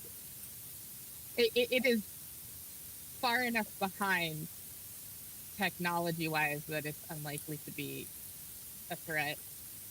But it's almost like they're bringing a javelin to a gunfight. Okay. And then is the air on board breathable, or is there It reads oxygen, nitrogen. on the show they always just beam on, so I assume that their outfits did something. I guess I don't know. I'm gonna go with the old Archer method of we should actually show up with the correct stuff and take them off if needed. But I think that was actually the only show that bothered showing them with It's the... because the Enterprise in XO1 didn't have sensors that could detect atmosphere on the other side. Sort of non-canonically, but sort of unwritten, is that all of the newer transporter rooms wouldn't let you beam in if it wasn't environmentally safe. So, Now, do we have or that you'd have to technology, or we override the don't? lock We to do. make it. Okay. Oh, well, if we Okay. have that technology, then I'll just check for it. Or maybe Marcus will check for it. That seems nice and standard in HQ. So- Nice and standard. But either way, I you am- can beam. I am going you can to, beam aboard there just fine. Okay. So one I other will- word I'll, that one other word that I wanted you to pick up that Valise said was docking port. What? She's Yeah, sending us- we're going to need a small shuttle to go across, It's or not that. they won't. She doesn't They don't have. understand They don't have transporters. transporters. So be aware. Do of we that. need we them could- to have a transporter? No. No. Okay. Oh, but we may need to explain to them what it They're is. technologically advanced, Yeah, unadvanced. I figured. I'll explain. Sure. So I'll turn the intercom back on and I'll say, sorry about that. We were trying to figure out if it would be safe for us to come on the ship. Just to, you might breathe. Yes. We shouldn't actually tell them about that. It might actually violate the... Telling Right. them that we need to make sure that it's okay for us to come over. No, beaming on might actually violate the Prime Prime Directive. directive. Okay, so should we just take a shuttle? Yeah. Okay. So we're going to go ahead and get on a shuttle. It'll be me and is it one other person or is anyone else coming? I'm gonna Okay. have a medic come with us too. Yeah. So there are going to be 3 of us coming over. Four. And I'm excited to introduce myself and learn more about you. So is that all right? Do we have clearance to come over?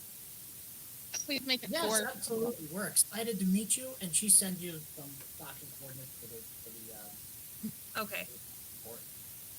So let's do the thing. Okay. And by this point, I have turned off the red alert. Oh, okay. Computer. You should still run a tactical Okay, I still cannon. have skills up, but not at red alert. I am, if it's all right, going to beam over to your ship to join the shuttle. Okay, so there's going to be Because- 4 of us. Yeah, Probably well, I can 5 throw... because y'all need a shuttle pilot. My pilot stays on. Casper's just going to stay on the ship because he's My- actually going to follow regulation. My We're gonna pilot and her run then, and I'll actually have said 5 instead of 3. That way it's not super, I don't know, deceptive. I'm okay with that if Guy is, but I do need a list of who's coming. Yeah, and Nate's been trying to say that he's got a pilot. Oh, okay. It'll be the Mako ship with the pilot and her co-pilot. They stay on the ship. My medic that goes with me with my squad. And so then Give Hastings, me the name. Jordan, What's that? I think you should take. I think you should take Brent's character too, Marcus, because he's a science officer as well. So any extra Yeah. science officers will help. He's your. He can- With Who's Zeno. that historian that we have on the ship? Why is it they always have a historian on the ship? Right. So Jorith, Hastings, Varath, myself, and a medic will be the ones going off of the ship, and we'll have two on the shuttle that stay there to guard the ship. Okay. Who's- And Who's the I medic? think that my character does history. She does anthropology and history. Oh, I was joking. I have both of those skills in as the well. original, Okay. In the original series, Kirk would be like, "We should beam down, and it'll be me, Spock, McCoy, and who is that historian? Who is that geologist Diamoto?" And I'm like, "What do these people do? Like normally? Do they just sit downstairs and go, I have a rock. This is a cool rock. I mean, like." I don't know. You're the one watching Lower Decks. You can tell us. Right? What those things But I was just saying that's what Marcus can be. He can be your historian Diamoto, geologist Okay. Diamoto, and Okay. who just Got it. beams in. He comes along to be the guy that gets shot somehow. Oh. And he's like, "Man, did I get shot on my first away Joe, mission?" should you message? Okay, so you guys Okay. start to tune Hold on, on time out over. a second. Time out a second, please. Yes. Nate, I understand you're taking 3 NPCs. 2 to stay on the shuttle and 1 to go with you, yes? Yes. Can you name them? No, I don't have the sheets. Alright, hold on a second, I'm gonna look that up. Yep. They're all from my main squad. They're all from my main squad. They're all from your main squad, okay.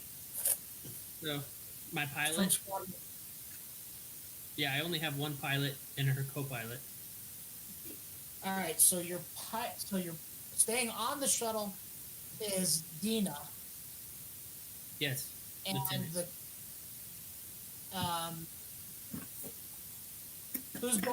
there's only one pilot, so who's gonna stay on the shuttle with her? The engineer. She's got. It's the one with engineering, Starship Engineering. Okay. That's Charlotte Hoffman or Jahavnavi Pavari. No. Navari. Okay, Pavari. Yeah. Okay, And and Doc. then who's going with you Doc. on to the dock? Yep. Okay. Donald just brought question- up a funny thing real quick as a side note, which I thought would be hysterical. Is he was like, "You guys should send over like a shuttle pod, right? So it's like a little 2-person shuttle, and then you just beam people to the shuttle, and then they come out the door. So like this little 2-person shuttle comes over and docks, and then 20 people come out of it like a clown car." Like a clown Oh, car. God, that would be. That's Hastings hilarious. does not think that would be a great idea. Oh That yeah, would be kind of intimidating. there would be something kind of strange about that. Before we get started again, Guy, are you receiving my PMs? Yeah, I'm not receiving your PMs. I got too many things up. What do you? Okay. Where are I've you sent sending them to? A couple of PMs in Discord chat. Is that a good way for me to send you behind the scenes communications? Yeah, where are you sending it to in the chat? Oh, just here? Maybe. If I can figure out how to do it. You know what? Send it to me over in Facebook, in PM in Facebook. Okay. Because then I can bring it Will up do. on my phone, I, and I don't have enough screens. Real quickly, does anybody need a bio break? I don't Yeah. know what that means. That Go Yeah, to would the be red. bathroom, go get more Oh, tea. okay. So, I have a question in the meantime, unless everyone is going to break, in which case I'll ask after. well, I was thinking I'm going to go on a quick bio break real quick because I'm also out of tea. So it's time for me to go get more. Me too. I'm going to get some more tea So in a why second. don't we take a quick few-minute break? If anybody wants to chat with the people there, we'll do that because I don't know how to pause it like Chelsea does. So we'll have to figure that out. So I'll just keep the line open. You guys can chat, and we'll start in a second. Is it an in-game Okay. question? Hastings. Yeah, it's. I mean, kind of. I made my character, but we never actually went over weapons. So the weapons I have with me are just, I guess, the weapons that are like unarmed strike and a phaser type 2. And my big specialty, her specialty besides diplomacy is espionage. Like she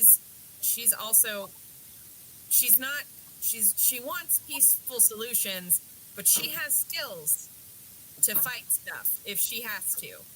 That's her thing. She would prefer any other route, but she's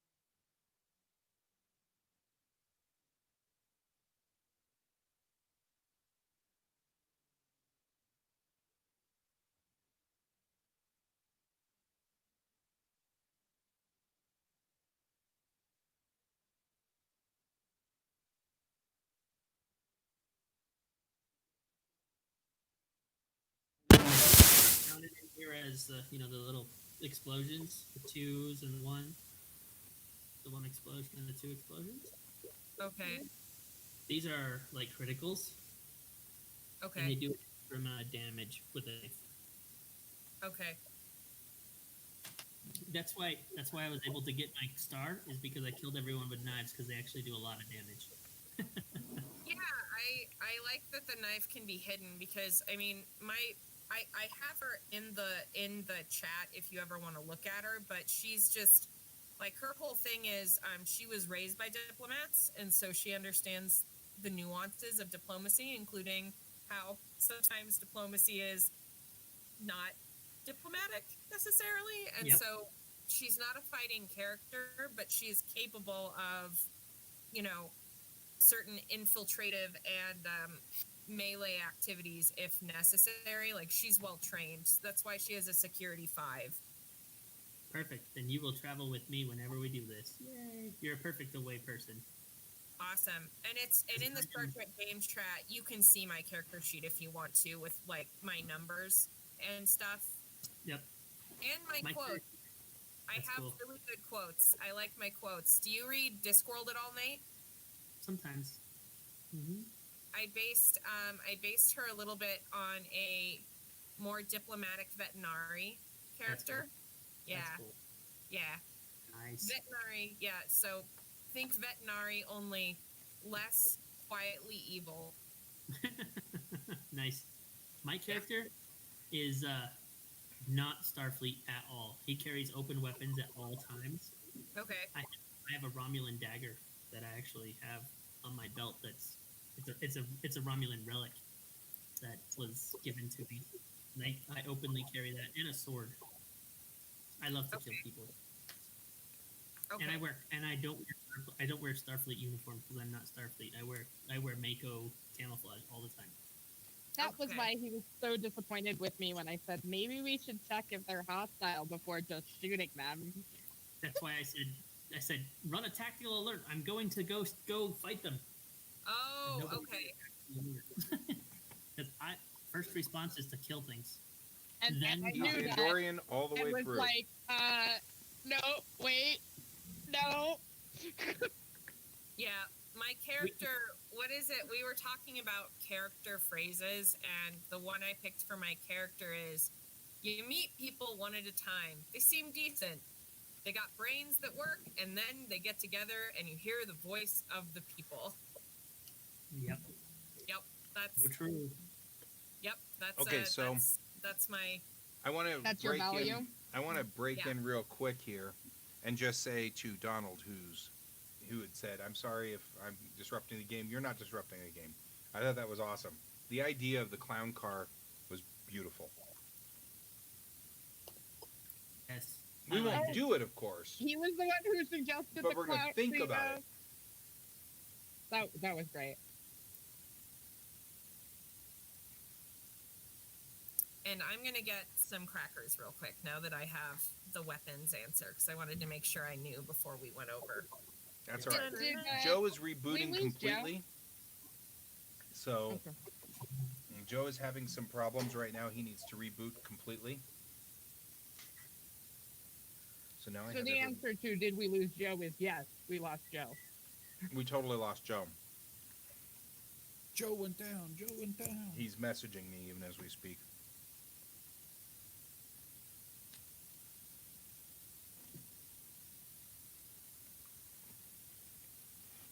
Apparently it's snowing outside. Damn it, Guy. I'm a temporal mechanic, not a miracle worker. Mm-hmm.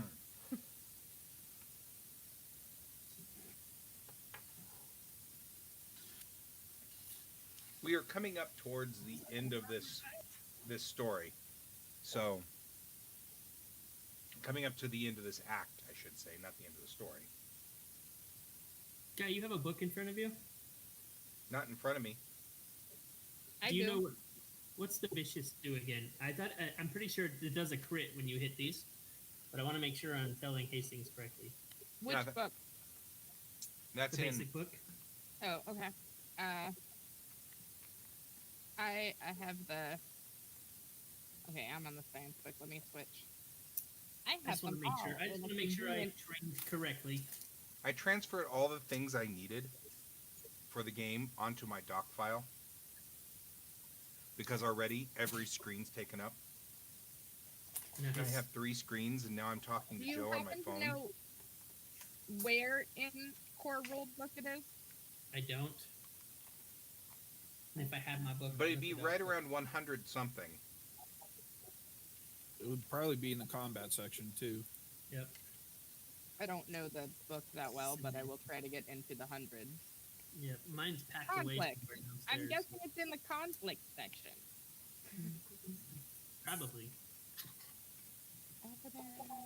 Deception, intimidation, negotiation, combat.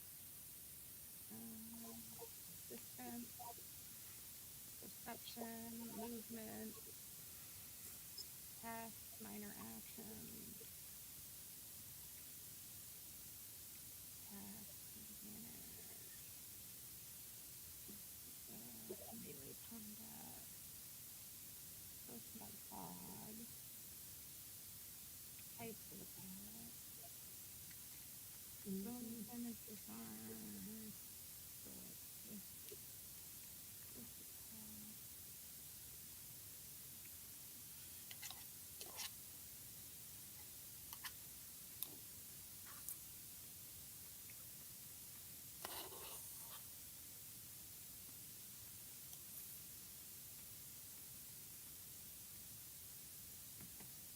I don't see weapons listed anywhere. You're at page 100 something? I went from like page 160 to 187. When It's under Part 8, Technology and Equipment. Do-do-do-do. Oh, it is under the technology and equipment, so it's not under combat. Oh, gear. Okay.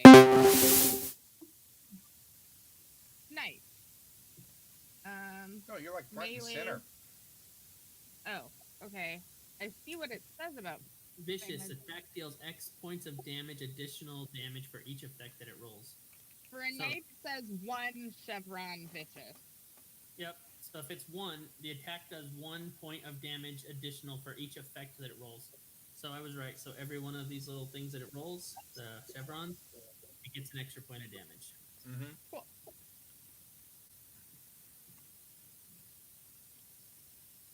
I believe I've And got that deadly too. is it's lethal. Any attempts to make non-lethal attacks increase difficulty. Hidden. This is easily concealed. Difficulty X requires an insight plus security or reason plus security to find it.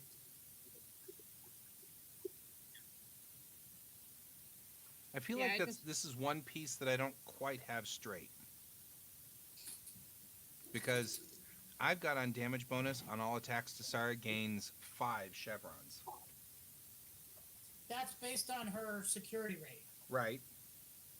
Because it's always the weapon plus your security rating and damage. Okay. Right. So I rolled 12. Right. Mara, That makes get sense. away from my food. I am fairly Yeah. useless in combat. Fushless should be more deadly than Tassara, and Tassara should still be pretty deadly. By no She should stretch be, of the I try to just imagination. be prepared to not be in combat when I need. Yeah. I think my security is a 5, so I get 5 extra dice. So yeah, that's right. So I roll 12 dice when I roll with my knife. Don't roll with your knife, you'll stab yourself. I've been telling you not to do that for a long time, and you never listen to me. No, it's special from my martial art. He walked into my knife. He walked into my knife 5 times. Yep. Wish he'd What stop happened walking on into my Badlands, knife. And that guy just kept walking into my knife, and he just wouldn't stop. It's not my fault. Okay, so what I did learn was while I was away, I turned off my microphone at the microphone, and I've noticed that really freaked out my board because I came back and like both channels were just completely worked. I had to unplug both microphones and plug them back into the board. So part of that hiss that we were hearing earlier was some kind of complication going on between the two. So there's that. I'm still hearing it. It's not as bad. Yeah, it's a lot less bad now, but it's still. That may be that the So board's when- plugged into the computer and the computer's plugged into the board, and there's some kind of loop going on. That might be something through my soundboard. Well, I don't know. But So when Anyway. you're fighting hand to hand, just so you know, Hastings, you get to roll dice equal to your security plus the dice equal to the knife. So you would roll 12 dice. And you count up all the damage, and any of the chevrons that you roll with the shield counts an extra point of damage. This is my co-pilot Maru. She mans the shuttle when I am not available to. Nice. She's very talented. She'd push it off the edge of the world. She just wants my tuna. so badly, and she's not going to get any. But she really just Desperately Yep. wants the tuna. Just wanted to let you know she's there. I will eat She's whatever you also don't. circular, no. apparently. She will try to steal it. She's like a dog. She'll just if you Nice. walk away, she's like, "Great, this is mine. Nice. Perfect." Yep. Okay, guys, let's go ahead and continue on. Is Richard here too? I can't see Richard, Yeah. so Yep. He is here. okay, because you're still spinning squares. So there's I've been able to It's see all this right. whole The time. for some odd reason, my view screen is not working. You know. I Right. can see you just fine. yeah, I know, but I can't for reasons that are sometimes Discord just decides that that's it. You're not going I to be shown today, and that's the way it goes. I And think I hope you're secretly happy it's with because that. he doesn't like you. He doesn't want you to see him. He's like, no, No, I don't want Guy to see me. or the rest I of the mean, world. At least it's not like Dustin, who just suddenly disappears 4 or 5 times in the game. Yeah, at least at this point, it's actually been good because I think Richard's had his kid up on the screen, and I sort of make it a policy. We make it a policy on Geek Tank to not broadcast the kids. So Yeah. which is why I was aggravated with my kid who showed up behind here, and I was like, "No, you know we're no," and he was doing the "I want a hug." I'm like, "I appreciate that, but not now." So, alrighty, guys, you guys dock with the you dock with this docking port that requires some finagling to get it to work, but it works. And you finally get a good hard seal, and it's because Fushless's pilot is really good, and she really maneuvers really well to get that hard seal, and you're good.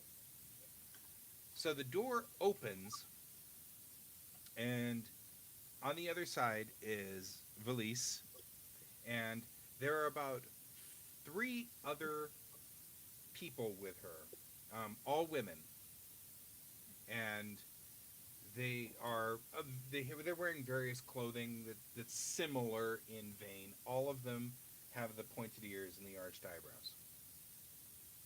Very Romulan-esque. The ship's awfully green. We're just saying. I was wondering about that because the ship is green. I didn't know if that was a specific to Romulan thing only, or if that was just a Okay, coinky-dink. so how are you guys filing out of the shuttle? Who's in front? Who's behind? Who's where? The door is I'll only be at one the very person front. wide. Yeah. I'm standing I'll next to her. What? I'm standing next to you. Yeah, I'll be in front because I was the one who was heading conversation, so I want them to identify with me first. Okay. Followed I'm by. happy to be in the back. It gives me more time to scan things. Okay. And Doc will be in the back with her. Fair. Okay. So, Marcus, you're in the middle. Hey, that's fine. Stuck in the Check the gate middle rear. with That's you. fine. Okay. Okay, so out first comes Who's comes Hanari. You say Hastings. Hastings is fine. Okay, Hastings, then and Thushless, who sit there and do the to argue about who gets out the door first. I'm kidding, not really, not really. Long as But it- it'd be funny long as if she they can did. be protected if somebody shoots her. And then 'Cause I'm wearing it's armor too. She's not. right. I'm not wearing armor. Right. I am definitely not. Fair. I also have a phaser rifle versus a normal. So Nice. So those two come out first, then Marcus, and then the last two, which is Yep. Doc. Jorath and the doctor. Okay, cool. So take it away, Joe. So they're all standing there, and she's standing flanked by, what did we say, 2? Or was it 3? Yeah, three women, right? 3 other women. 3 women. And just a very broad and friendly grin on her wrinkled face. and the grin widens a little bit as Hastings steps out. It narrows a little bit as Thuslis steps out, and then Wrath steps out, and her face just kind of drops, and you see her click something in her hand, and the lighting shifts subtly, and then you hear some footsteps coming from down the hall at a very rapid pace. And she steps, all four of them take a step backwards. I'll What? push myself in between. I will move that person aside for just a second and say, I'm sorry. Clearly there has been a miscommunication. We are just meeting you for the first time. We are not here to intimidate or to have a military interaction. Truly, we are just here to interact. I understand that we might seem like we're intimidating. It's just a precaution. If you look at me, I'm not wearing armor. I am not here to argue or to cause conflict. I am here to learn more about you and to potentially make a positive first contact. I apologize. If you would be willing to tell me what it was about us coming off the ship that was distressing, I would like to address that with you.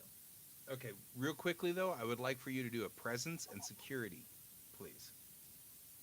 Oh, goody. Okay, presence. Where's my presence? There it is. Presence and security, so that's 16. Okay. 2 dice. 16 and a 10. Okay. 2 success. I would like to check two things. Firstly, I'd like to see if any of my former hosts recognize this race. And what? Joe just messaged Oh, me and I'm I'm responding to confused. Joe's message. Gotcha. I'd like to see if my former hosts recognize this race. And two, I am suspecting they're upset with the males. Maybe. So I'm going to try to step forward further. But can I use my joined ability to see if I have any historical memory? Well, I Of mean, this they're version. clearly Vulcanoid of some sort. I mean, they've got the pointed ears, the arched eyebrows, but they're not acting like Vulcans. I mean, obviously, she's got a big grin on her face, or did until he showed up, and so it's easy to tell. I mean, you kind of got the 2 and 2 on that, so you can make a educated Right. guess on that one.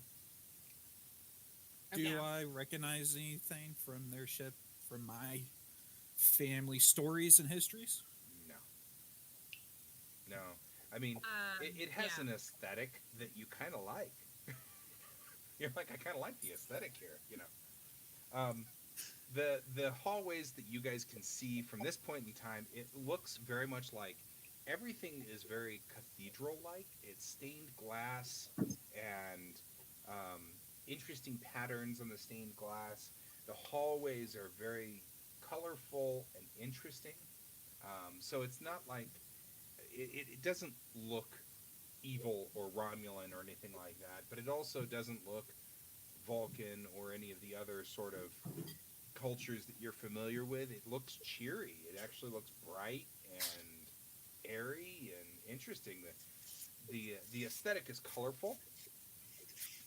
So, so that's what what you're does seeing.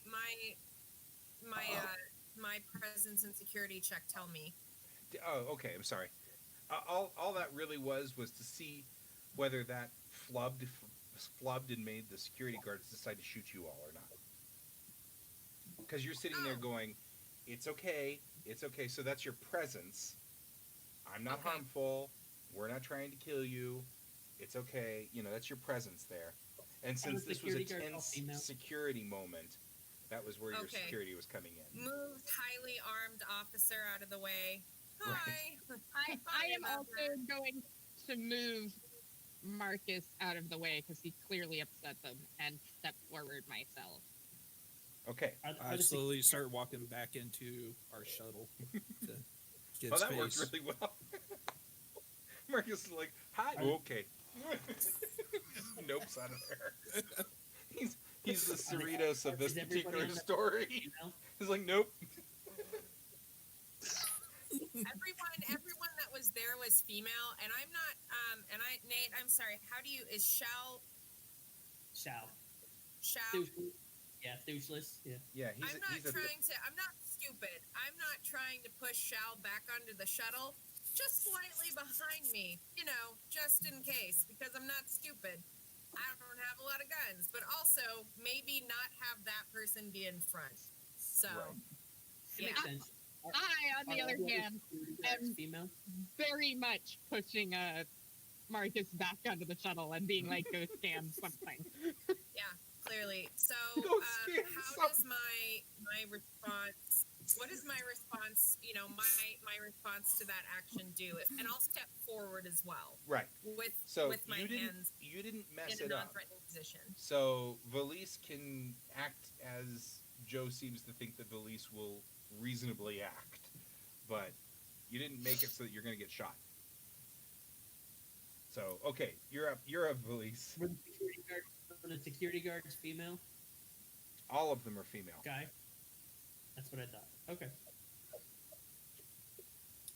So they all look very concerned, but she sort of seems to be relaxing a little bit. And then she says, "Why would you bring him here?" For clarification, are you talking about men? Like, are you talking about the male species, or are you talking about an alien, a humanoid form? What one is most upsetting, or both? That one, the one that's like us, the one that's our species. What species would that be?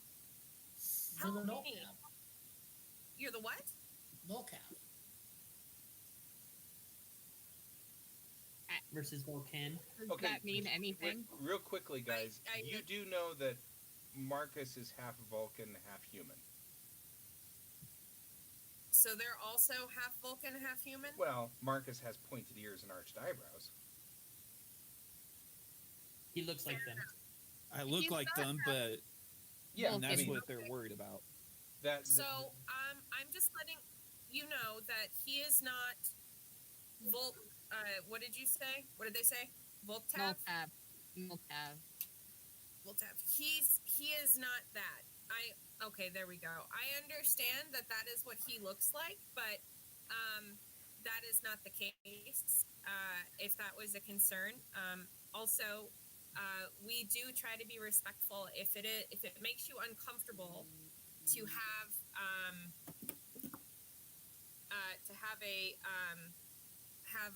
him on the vessel with us, he can certainly wait on the shuttle. I do request that my second behind me be allowed to come, not because I'm trying to be intimidating, but because he and I work together always, and I need his input. It's important. Is that all right with you? We understand the need for bodyguards or security. We have no problem with your security personnel. But you would you like the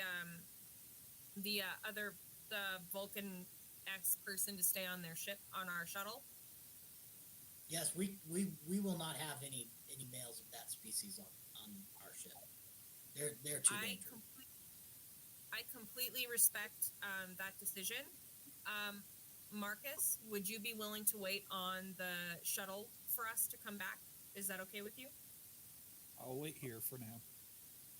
I'm sorry, Marcus, but as you know, being respectful is very important in all the cultures we work with, and this is no exception to that. Excellent.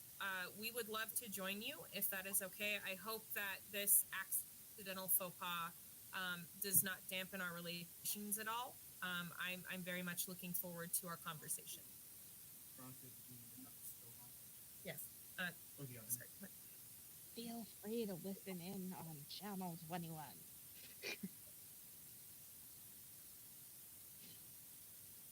We Anyway. are confused by your bringing him, but we will proceed with meeting you. Please follow me. Of course. You'll notice that And Valise she- leaves a couple of the guards standing right there at the door. Okay, I'll pause before we head back then and say, we did not know that would be offensive to you. And what I do ask, actually, this is important, is he will stay on the shuttle, but no one is to go on the shuttle and harm him because he is going to stay there. It was not a conscious choice to be disrespectful and have a male of the species come. He is half human, so this is he is not, I think, what you think he is. He's not full Vulcan. But we will have him stay on the shuttle, but respectfully, he needs to be left alone on the shuttle.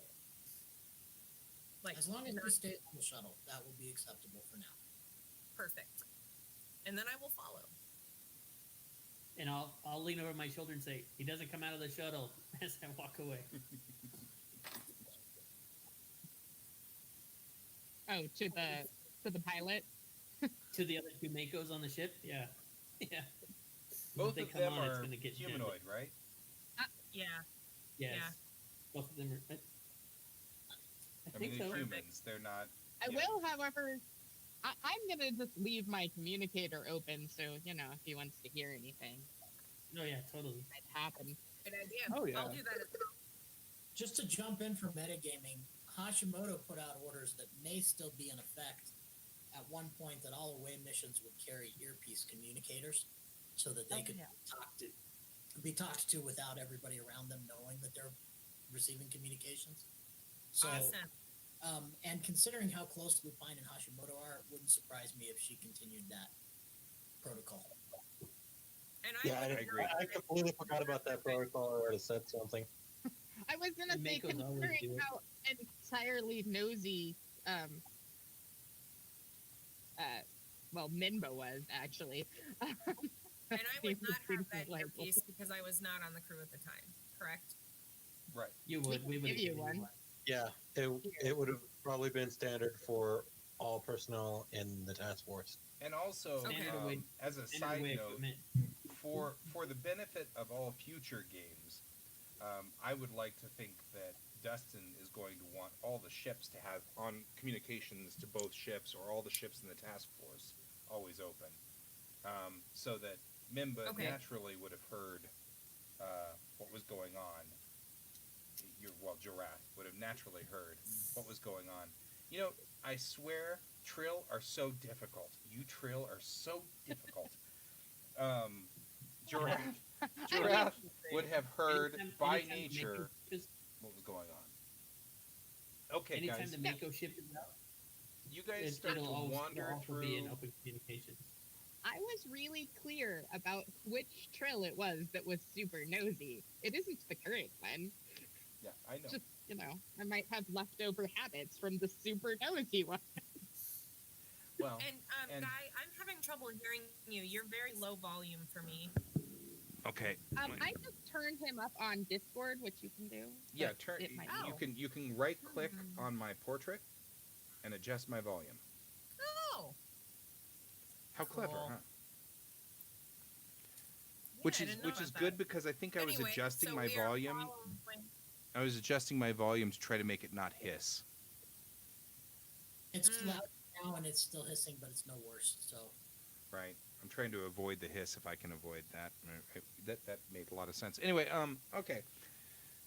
You guys start walking through the ship, and Valise is giving you a tour. The ship is massive. It's a very, very large ship. The coils that you can see back here are greenhouses. And the green thing through the middle is a light that's lighting up the greenhouses. But once you pass through this big dome in the front, you can then see these large greenhouses.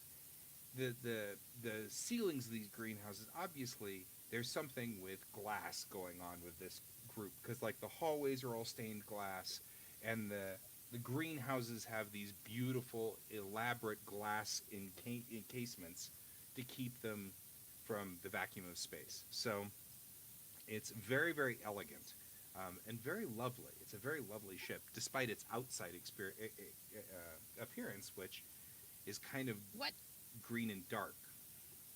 what kind of flora or fauna? Well, what kind of flora are we looking at? So you're not recognizing directly what this is, but there is definitely the plants have evolved.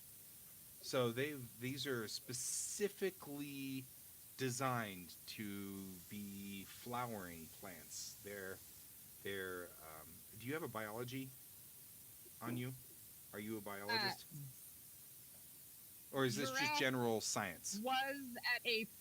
There was a time in my past when I had that. Once But per it isn't game, we current. can call for a previous host. That's a trill. That's a Right. trill trait. So So you could call that Yeah. in right now, but it's going to be for this episode. and an episode is how many? These three games. This is Act 1. Next game will be Act 2, and then the following game will be Act 3. So once per I will episode. wait because I believe that Marcus is actually a xenobiologist, and so I'm just going to take good pictures. Good. Okay. Very well. I have the xenobiology. Then once you get the pictures back, it'll be fascinating. But they're all flowering. They're all food-giving plants. It's definitely supporting a large ecostructure. As you walk along, you are very much noticing that there are all females. Everybody's female, and so the entire the crew, and there are a lot of these people who are all dressed similarly, are all female. Valise takes you through various sections of the ship, gives you a tour, shows you around. Do you have any questions for her? So many questions. This is a remarkable ship. I am blown away by the foliage and the flowers and the scents. It must be like living in a paradise at all times. Do you not have plants on your ship? We do, but not like this. This clearly was not just designed for purpose, but also for beauty. We enjoy the beauty, but the plants do serve purpose. They Of provide us course. sustenance, they recycle our air. They're very important to our survival. You could get any plant to do that. Well, not any plant, but there are a lot of plants that you could get to do that aren't beautiful. It says a lot that the foliage on your ship is both useful but also beautiful. And I think that's remarkable, and I love it. It's pleasing that our two species have a sense of aesthetics that coincide. Yeah. So, what made you decide to, or in legend, it sounds like this is something that's passed on through your histories, which I would love to hear more about. You decided to leave your homeworld to find another homeworld. I would love to hear the story behind that. Well, our legends tell us that the heroes of the Melcav gathered together to leave our homeworld and seek a new world. And the legends are somewhat vague as to why, but there was a great deal of violence on our homeworld, and we were seeking a peaceful. Are you multi-generational then, or are any of your originating people here? We are multi-generational. Is your ship not? Not No. generally. It is Everybody's like, no. possible, but not to the extent that you have planned for here. Think of Interesting. us as traveling companions. We're not large family that is traveling together. We are friends who travel through space together, and we have families of our own outside of our travels. But how is that possible with the vastness of space?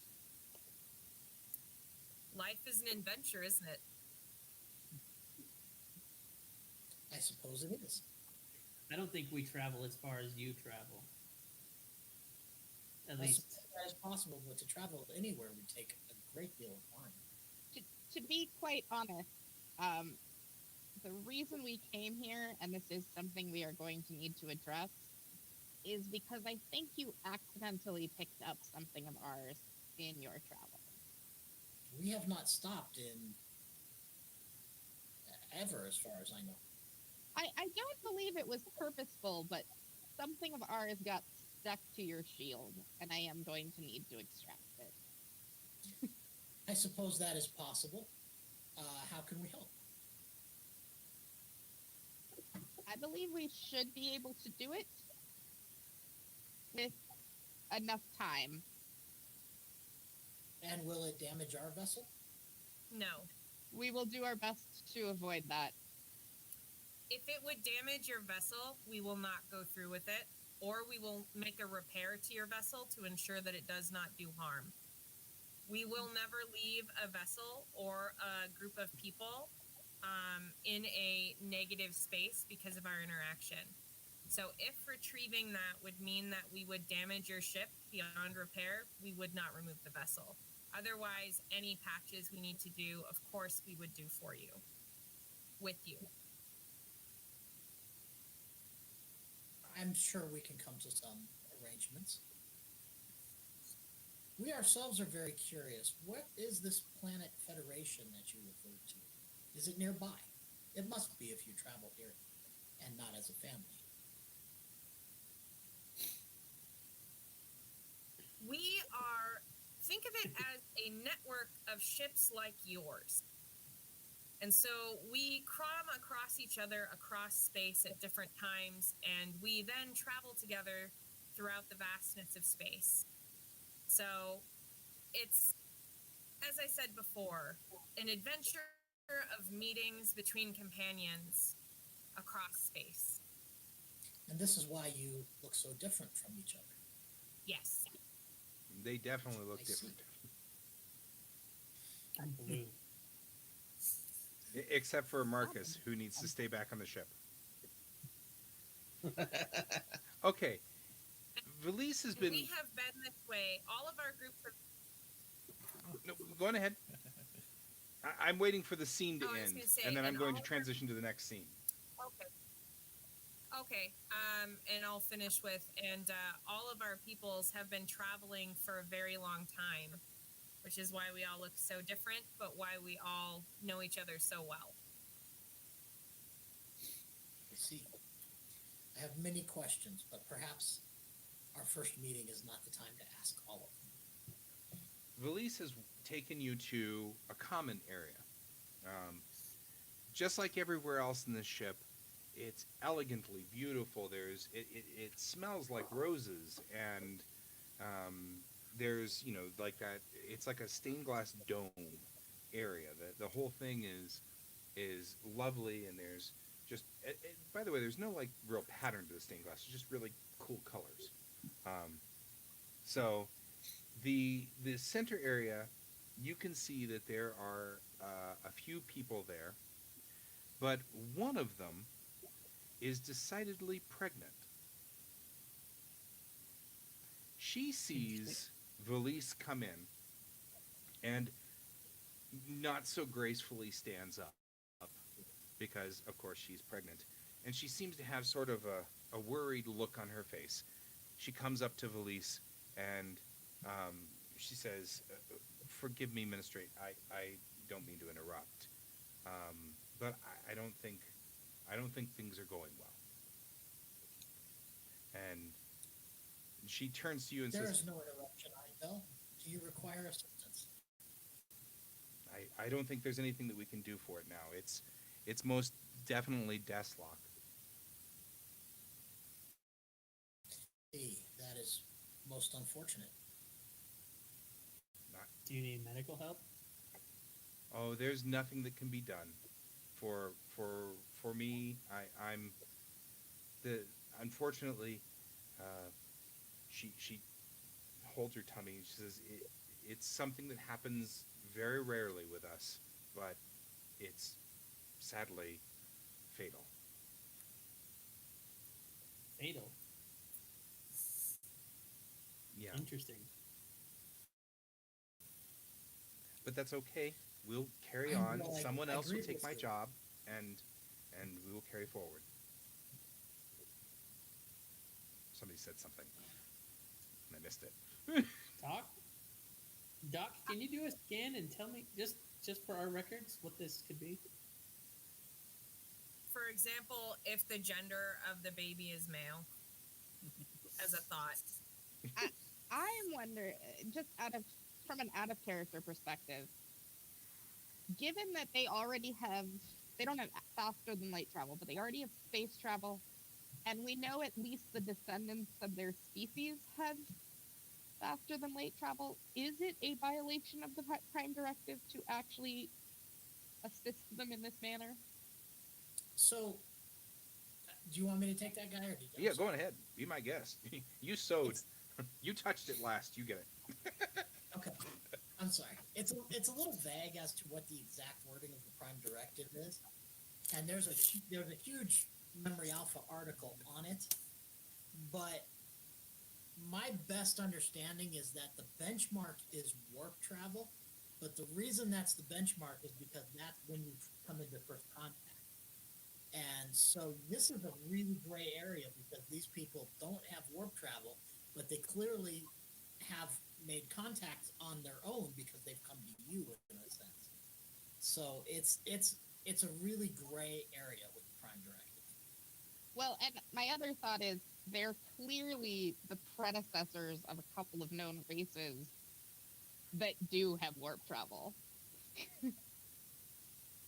Maybe. Or at least they appear to be the progenitor, the Who watches original the Watcher? species. Oh, I'm sorry. Did I just say that out loud? I didn't mean to. I don't know if they're familiar with that. I see Nate nodding, but I know. Hey.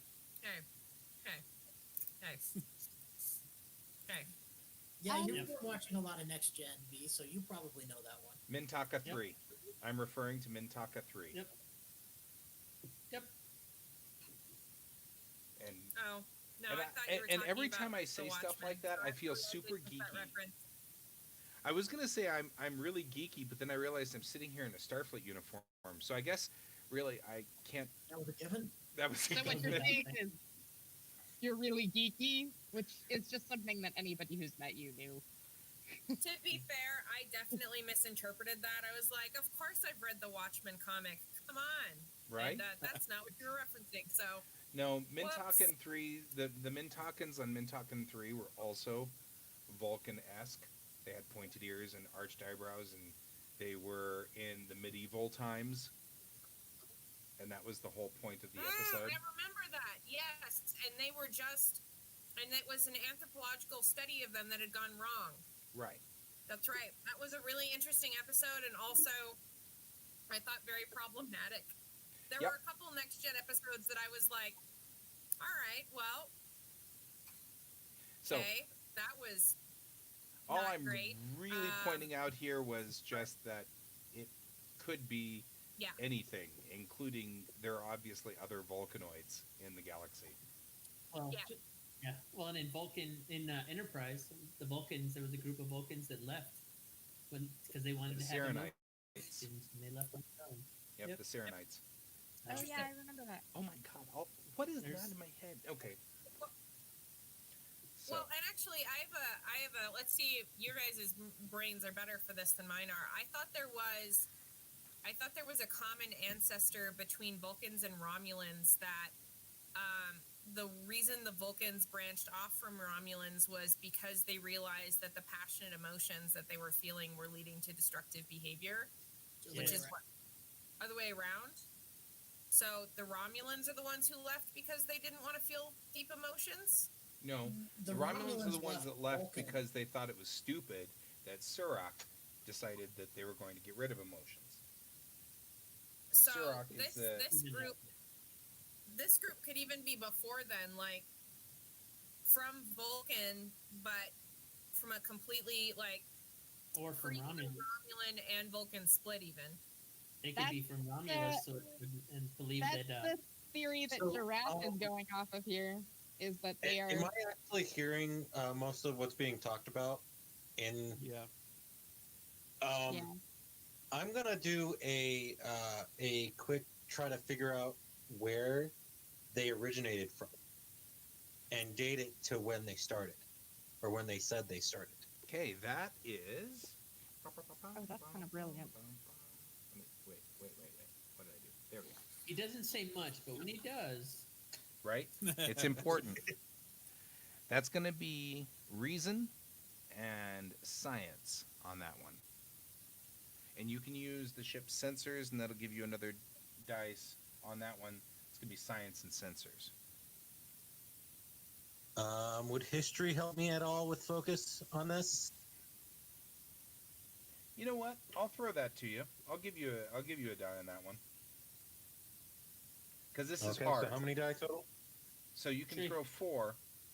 Well, if he's using 'cause the he's using- focus, are you that using shouldn't the give him sh- another die. That just means under the discipline of 2 successes. Oh, that's right. That's right. I get it confused. Thank you, Joe. So yeah, 3 dice, but you can use the ship sensors if you're gonna use the ship sensors for the 3rd dice. Yeah. Ow,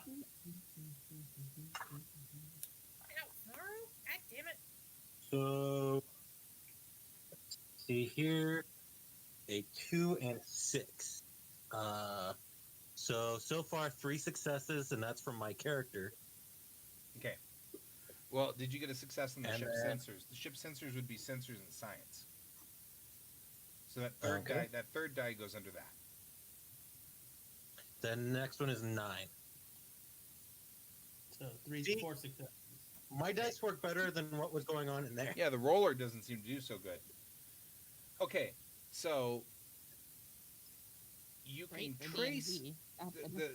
the ship has. I mean, obviously, since the ship is moving, you can do a quick check, and it has moved through Romulan space for a long time, and it heads back through Romulan space if you keep going.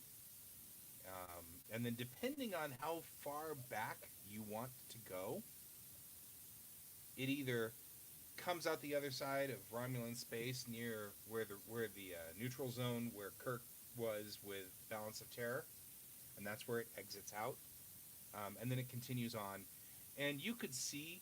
I mean, it gets once you get far enough back, the smallest change in a ship's trajectory can move it light years across. So it's like a hurricane path. You've seen hurricane prediction paths? Yeah. But certainly Vulcan is in the prediction range at a certain Okay. distance of about 3,500 years ago, thereabouts. So maybe I they would- were leaving Romulus to try to get to Vulcan. Could be either. No. Because once you get They're into going the wrong Romulan way, the other way. space, once you get into Romulan space, the distance of this that error rate does pass like 4 or 5 very significant Romulan stars. Okay. They could have seen somebody. How have they been floating through Romulan space for so long and have the Romulans not noticed them? That doesn't make sense. You couldn't see them either. Wait. They're not I giving guess off that's true, significant you're power right. signatures. There's no warp Fair engine. Um, There's no Did you, impulse engines. There's no shields. It's a hole were in they space. in Romulan space 2,000 years before? They might have been in Romulan space before Romulan space was Romulan space. Yeah. That's Yeah. the I'm trying other to thing. figure out timeline here. And it is significant to note that, where the path through Romulan space, I don't know if you have star charts up there, but the path through Romulan space isn't really close to Romulus or Remus, but it is close to a whole bunch of other Romulan stars. that would be effectively south, and if you were to look at the map as if it were a normal map, it'd be south and west of Romulus and Remus. I'm trying So- to find the wrong So the one. map I'm looking at has a lot of different. No, stop it. A lot of different Sorry. stop-its. Sorry. It's a thing. just like a lot of. Like I see Cardassian Union, and then a bunch of tiny things. Well, I mean, Diego, Calandra, Hanolan, New France, Esca, but I don't see Vulcan space, or I'm sorry, Romulan space. Okay, so we brought up in the middle here the map. You see this map on here? Yep. Okay, Yes. so the map okay, has okay. Earth on it, All right. right? And then, So here's Yeah. Vulcan. I'm Wow, not it is- sure where. so So there's heading Vulcan. off to Romulan. the right, or in this instance, so this is where if you keep going, the thing is that here's Vulcan. The truth is that error bubble also includes Earth. Oh. Wolf 359, Alpha Centauri. So it could be Zavajava, Beta Virginis, Sirius. It could be Andoria. You know what I mean? That's all in this error bubble. That's in this point. Wow, Earth is super close to Romulan space. That's crazy. Is it my map you're looking at, or am I not able to see that because I'm live? Oh, well, He's no. I mean, there you displaying go. your- I'll bring up. So you brought that up. Yeah, it's your map that you're looking at. So this is all Alpha Quadrant and Beta Quadrants. This is all Earth space. Okay, because Soul Earth is here, Right. And then and if you there's go Vulcan. down, see where Vulcan is right there. You move past Pajem, and then Akali and Deneva, Starbase 12, Beta Rigel, and you're heading Okay. out that direction. At that So area this way, over essentially. here to the right, way to the right of Deneva, that's where Romulan space is. Okay. This. Okay. We are quite a bit south of here and east, if you will, on this map. We're I way posted south. a meta quadrant map guy that might be useful in the chat. That's the one I'm looking at. Is that not the one we're all I can looking bring at? it up. No. The one guy has on the display in video is a different map. It covers the same. It's just more focused. Here we go. I'll bring it Further up to the onto here. I am just displaying the one from the core rulebook, but I will go ahead and. Right. So here we and my have live the main stream. map, and you can see the Romulan Star Empire. We're way on the other side of the Star Empire. You can see Starbase 173 is on the other side of the Romulan I think you neutral actually have Yeah, to we stream we're it, losing guys, your so we volume. can see it. zone. Oh, hey, I'll We close can't that see stream. what you're showing us. There we go. I'm not showing anybody anything. I'm not showing anybody anything. Well, and Guy, It's oh, there it is. You were frozen to your screen. It's okay. I think I get the. I think that. I think we've. I mean, I don't know. You. Joe can't share Zolarina, because Do you feel like? Or, yeah, Joe can't share because I if he would, shares the screen, it freezes up his computer. So we'll have to. So I did show the people at home. So that's Cool. what we got. Awesome. Yeah, I would say to ask if they know the name of their homeworld. They did. They've been saying it for. Oh, they haven't actually said it. Oh yeah, no, they No, said they no said, Cav. I'm gonna look and see if there's any Reference if to that? Vulcans. By the way, we've suspended scene 7 at this moment, so all the guys that are on the ship are just frozen in this moment while all of this is happening back on on Richard's ship, because that's Core is doing this at the same time as you guys are having all that discussion and taking the tour and wandering through the ship and yada yada yada. The reason I say that is because Donald has been going, "You're just gonna let the pregnant woman die?" And I'm like, no. We just suspended that scene. We're gonna get back to it in a second. Doc is doing his investigation. He's doing his scans. So the dock is scanning. I'm gonna look through Vulcan history and see what they used to call their homeworld, It gets if it ever really- changed name. So, anytime that I'm sorry. anytime that's during the time before the Kirshara is really, really fuzzy. And Vulcan history is so screwed up because they were literally nuking each other.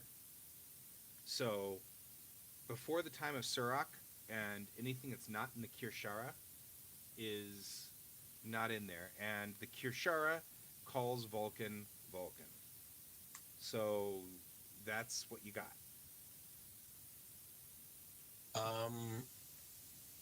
I'm gonna look up Volcath, see if there's anything that brings up anything on that. Nullcad doesn't come up with any Yep. word that you're familiar with. And the computer doesn't seem to have anything in the memory banks for it. Okay. So, okay, Um, I'm gonna. Do you want me to move back to the ship, or do you have more? Yeah. You're umming, so you've got more. I said go ahead. Oh, okay. I'll move back to the ship. Now, I was going to say, Guy, that I tried to talk to the two security people that they did leave while staying on the ship, like through the hatch with it open, just try to chat with them, see what's going on. okay, so that's not a bad plan while you're sitting there. You got nothing else to do. You're just sitting there with your feet hanging down. So Yeah. that's going to be presence, and I'm going to call that one command. Presence and command. Presence and command. 2 dice, please. You can roll 20s. 2 dice. Mm-hmm. 2 20-siders, and you can roll those. If you roll I- 20s, they get a firefight on the shuttle. Presence and command? Uh-huh. Oh, man, I got to shoot for 10. All right. Just don't shoot for 20. Oh, yeah, they hate me. What'd you roll? 19 and 20. Oh, no. Oh no. Do I need to transport someone out of there? Now the Mako's got him. Yep. Yep. We get threat. GMs are like, Technically speaking, the GMs can set the threshold at which you generate threat. So if Guy decides it, that 19 could generate a threat as well. This is still a relatively non. As of yet, it's not. It's not a disaster. Although we're getting inching closer. My diplomatic efforts be thrown away. Yeah. Damn it, So Marcus. one of the women Damn it, turns. I'm busy. One of the women turns to you, and in a very tense voice says, "You need to shut up now," like that. And she's just like, and hey, you've met these types Dead stare. before. These are Marines-esque critters, so Can we hear what Marcus is doing? yeah, you can kind of hear that over the thing. But you guys are in a different. I mean, this is all happening Yeah. while you guys are wandering around, I guess. I'm going to presume that happened before we got permission to remove the object, because I'd actually like to contact Marcus. Okay, that happened before, but I don't think Valise is actually that concerned. She doesn't seem to be in direct contact with these Marines, but these Marines are these Marines make Thushlas happy. These kind of Marines, they're clearly, you know, tough tough as nails. Both of my Makos on the ship are both females, so. Right, well, I'm not talking about that. I'm talking about you'd respect these Marines. One male, one female? Yeah, you'd respect these Marcus. Marines. These are Marines that you'd respect. If at all possible, can you contact either the main ship or set this up yourself? I think, or we have permission now to remove the beacon and possibly any other random whatever this is collected. And I think we should do so with a drone. I will pass that along to the captains and let them know. So I just go back into the main part of the shuttle, sit down, and pass it along. You're like, screwed that up. I, I'm gonna all I soak said now. was hi. I screwed that up. I'm sad. You said Romulan women are weird. Yeah. I Hey, mean, you guys are kind of hot. It's just like I can just, not that I say it out loud, but I'm just like, I put so much work into these communications. I try so hard, and one fucking idiot does years of work, months of work, every time. God damn it. But instead, I'm just like, oh, I do love those flowers. They're so nice. Yes. Okay. Now back to you guys. I'll talk to Marcus later. Just have a conversation about diplomacy. Okay. Nate, are you going to roll for your my doctor? solution was just to get him another job, which I actually need done because I really want all from their So, parts of their you tell me field. what I need to roll for the doc. Yes. Roll. Like- Hang on, guys. Presumably, they have 2,000 years worth of crap that we can just We just collect did a from scan on that their woman. field. That woman. That's my goal here. Right. 2,000 years worth of crap. What I want from your doctor is insight and medicine, please. I'm sorry, reason and medicine. Okay, hang on. I'll tell you what Cumberland's reason and medicine are in a second. No problem. Where's Cumberland? There we go. Reason is 10, medicine is 4, 14. 2 successes, a 14 and a 12. Okay. The doctor is trying to be very subtle. This is a male doctor, Okay. you said? Oh yes. Okay. It's only for pronouns because I was about to say she, and then I was like, I don't actually know whether the doctor's a he or a she. So he's just subtly pulling out the little scanner and just, and he reads the scanner. It's clear that the person Einvel she's suffering from a very common Vulcan disease that causes the baby to attach itself to the uterine wall. And so once she goes into labor, the baby is going to tear part of her apart and kill the baby and her.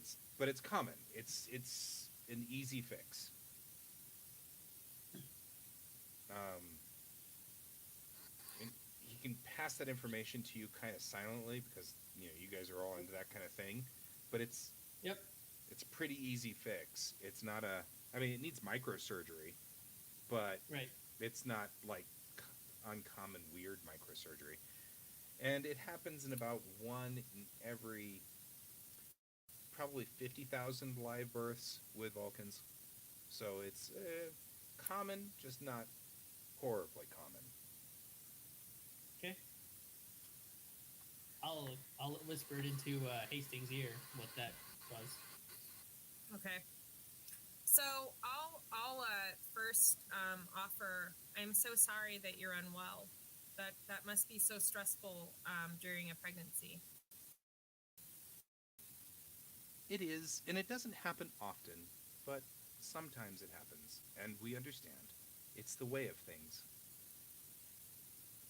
Something that we have now. Pause. We're all frozen in space for a second. Did we decide we could tell exactly? Did we decide we could tell them that we potentially can medically treat this issue? Did we decide that You we didn't were able decide to on do that. That's up to you. It's up to you currently because you're in charge. Great. Yay! That's why I whispered it in your ear, not mine, because I would, because I don't care about Starfleet stuff. Okay. Well. So I'll think for a second and say. You need to In our watch Discovery travels, Season 3. Get your head screwed on straight. I'm working on it. I'm working on it. I will say, in our travels, we have found many diverse forms of medicine that might not always be available to other people. I think I know what the problem might be. Would it be okay if we checked to see if there was anything we could do to help? After all, the only thing you have to lose is that we might not be able to help. Or what you have to gain is not losing someone precious to you or the child that that person is carrying. Hang on. Joe and I are now Yes, this- communicating. I know. If you'll give us a minute. Yeah, give us just a second here. And then we all get shot and die, and that's the end of the campaign. Sorry, guys. Yep. Diplomacy. Mm. Win. We're not all gonna die. We'll get out of here. I can't guarantee about the science officers, but we'll get out of here. Okay, good. There I'll, I'll transport you guys out. It's all right. Your science officer does actually wear armor, just not a lot of it.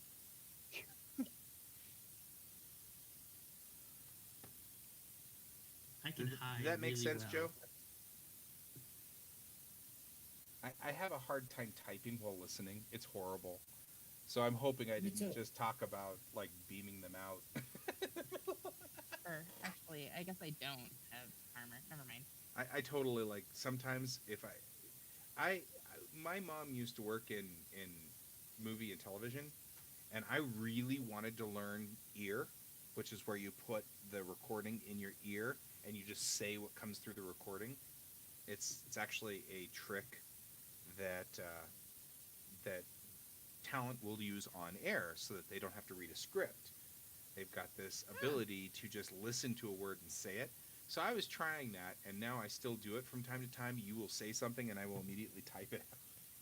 So sometimes I get There's a Barry scrambled. Miller scene where that happens. Yeah, so you'll get like these weird scrambled things where I literally just typed what Richard said in the middle of the sentence because Richard said it, and I just processed it and typed it out. So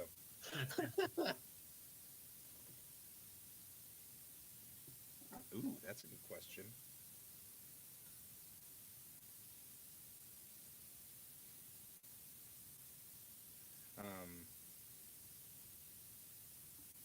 Hang on real quick. So, if that makes sense to you, Joe, you can go on ahead with that. Yeah, sure. Actually, we would appreciate that help very much. Shall I show you to our medical bay? Yes. Let's go to your medical bay first. I think that's a very good idea. Thank you so much. This might need to be done on ours. So she and Einvel and a couple of others and whatever, they all head out of the conference room, and there's a long walk to what essentially appears to be a hospital complex. Guy, would you like to jump in there? Yeah. Or shall I keep going?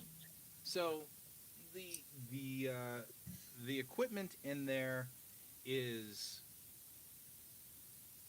well, I mean, it'd be very much like going it for us. It'd be like us going back to the 1800s and watching them work on Civil War wounded. You know, they're sawing off legs and stuff like that. It's not that. You'd have to move it up a scale. They're not sawing off legs, Sure. but Sure. they're at like 20th century technology, or maybe less than 20th century technology. You know, maybe 19th century technology, give or take. Yeah. So,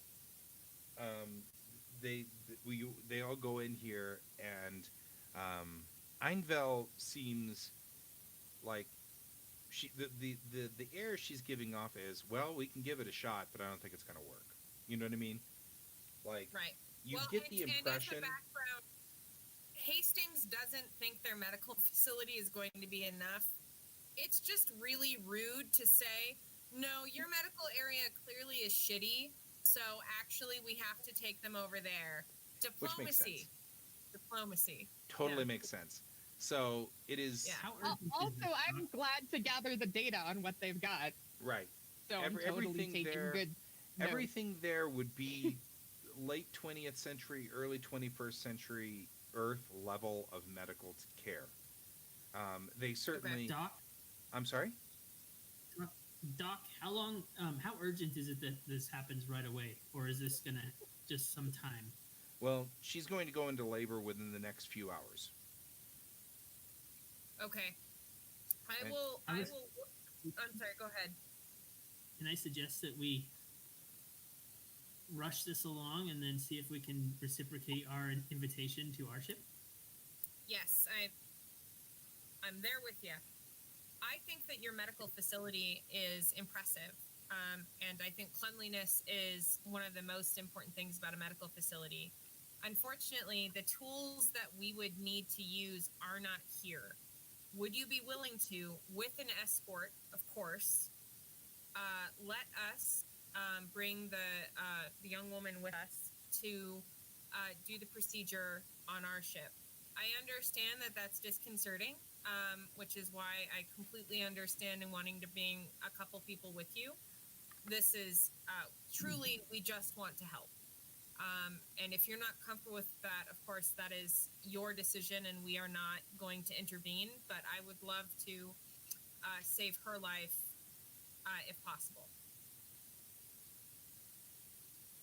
Will there be any males of our species present? I kind of pipe into the earpiece and say, I'll make sure there's none in that area. There will No. be none in the area we will be in. We will ensure that there is no one of that species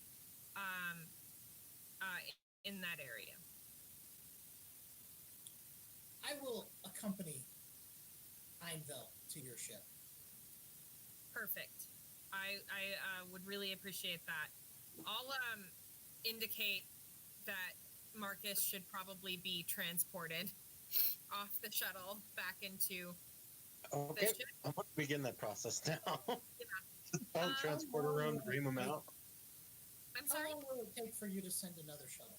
Another boat? Don't worry, our mail has already been evacuated. Yes.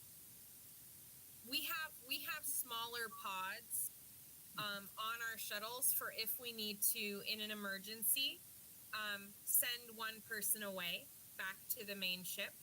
And we have done that already because I understood and could tell how upsetting his presence was. So we can take the shuttle we have. He is no longer on that shuttle. That was something I did as a sign of good faith because I want to respect your values. We appreciate this. And I if you find our relationship very promising. And if you would like to have your security check the shuttle to make sure before we go, I completely understand. They have permission to enter the shuttle when we get there and do a quick sweep to make sure that he is not on the vessel. We don't know each other well. I understand why you might want to take that precaution. That is appreciated.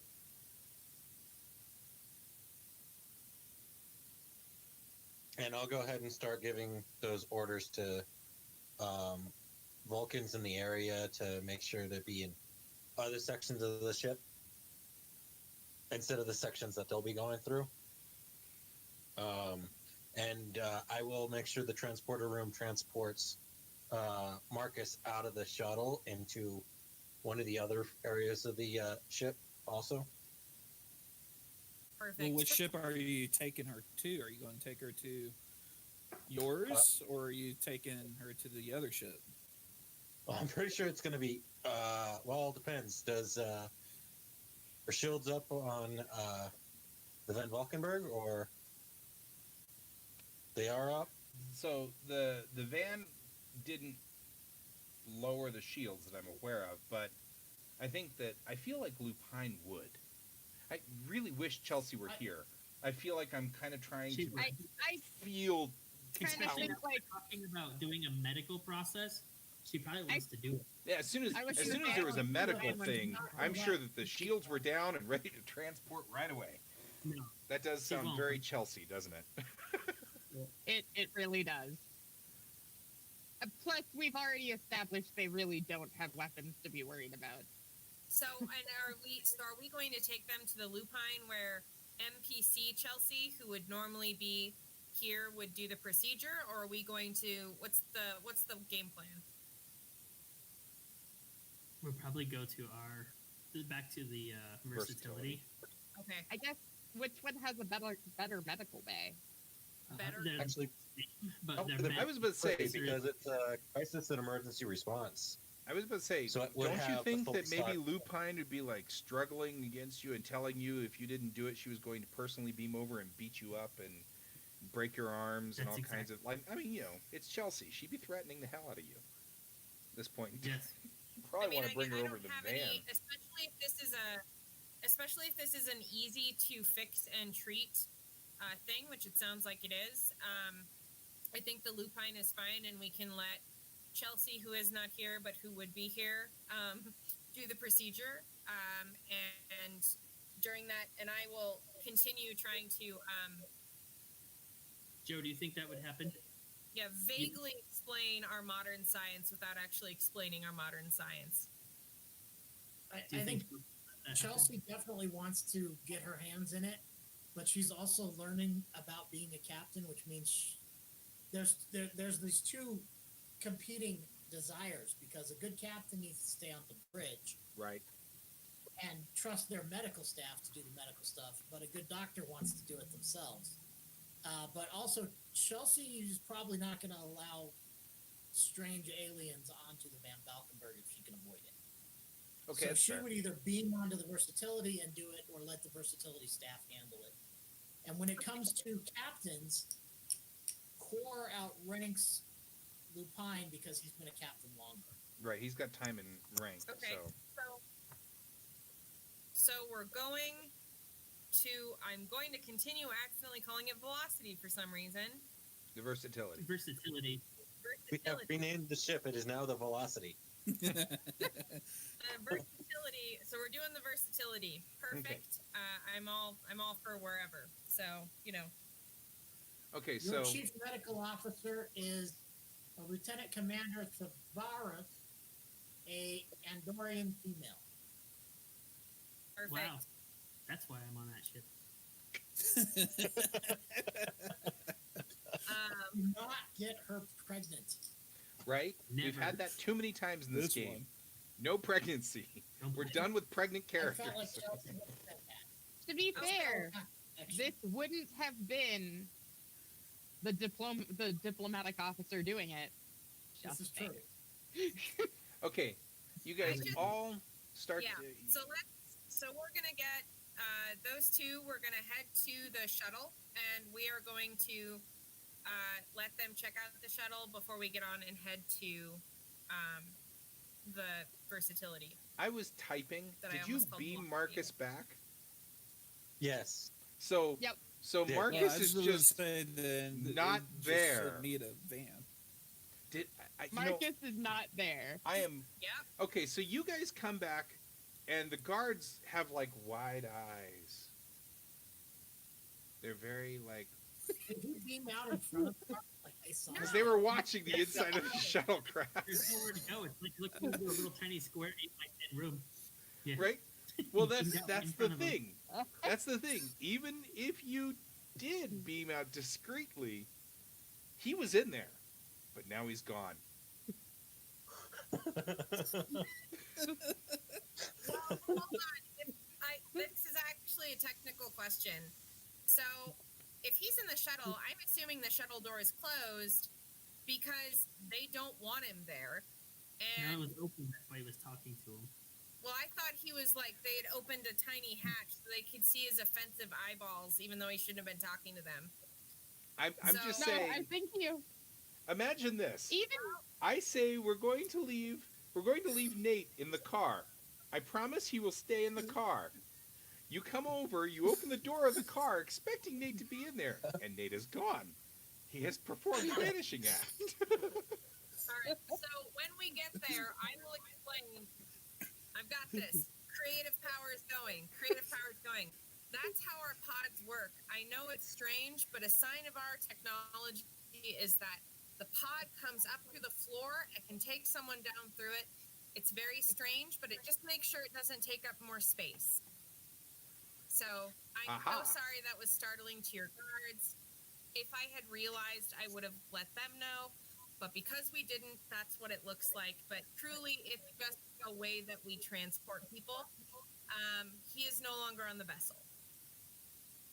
So the guards as they go to clear the vessel, they are like very thoroughly looking in every corner, and like they're touching things, and if there's a big Pulling open up space, they're like, and Elise is coming in, and she's like looking at the floor. Looking at the roof. So we do have like a bay of goods below, so I am gonna open that for them and be like, "This is where the shuttle pod was kept. It's You guys are inflatable." really small for him to fit inside a pod in that little storage room. Yeah, they're not very comfortable, but this is where they're kept, and I'm gonna close it really quickly. Yep, they're not meant for comfort, they're meant for speed. Yep.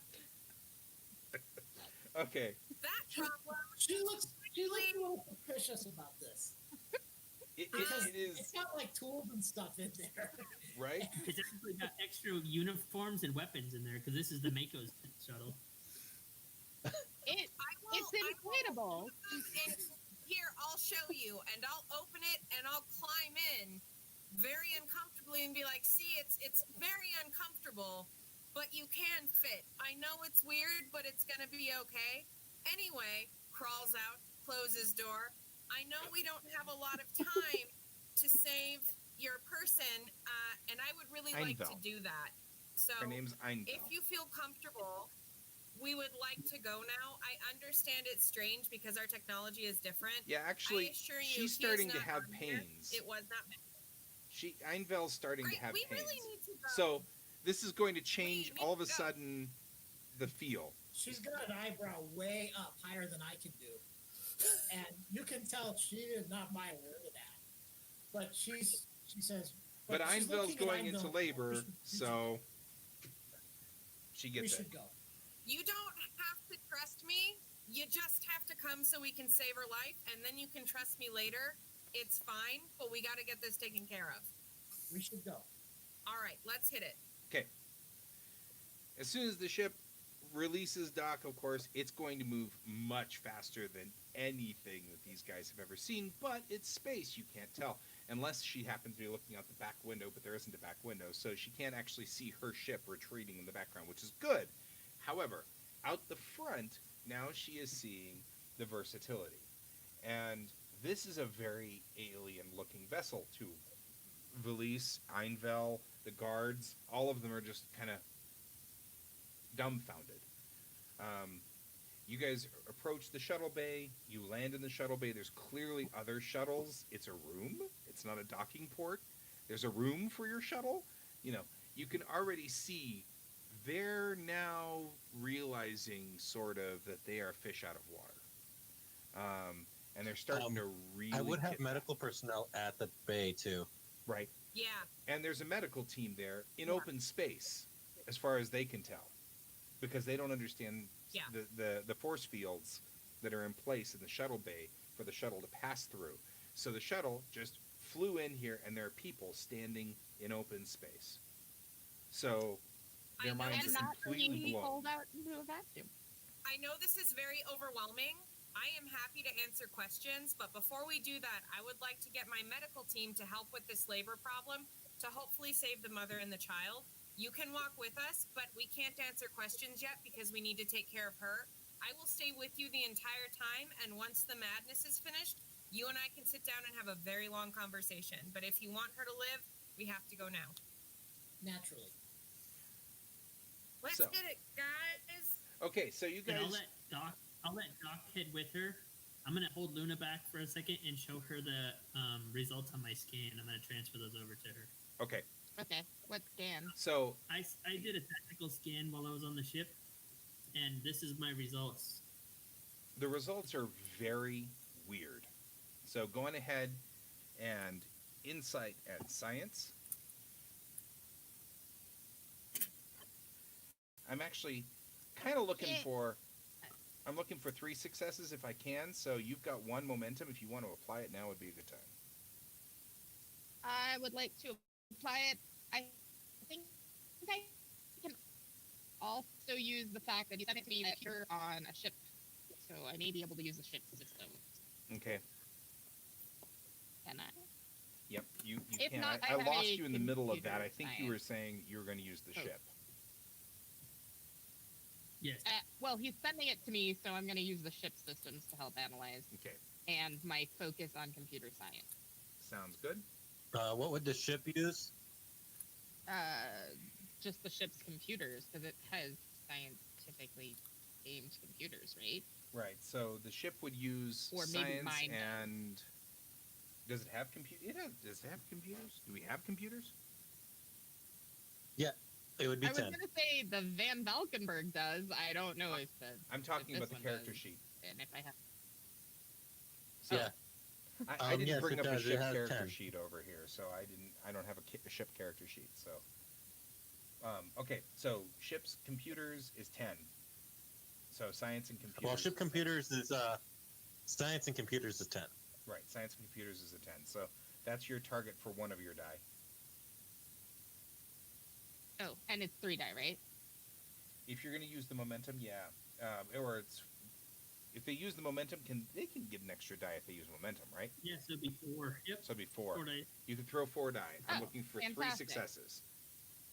And I got well more than that, especially if I'm using my computer science. I got so this was a combination of, you said, science and what? Science and insight for you.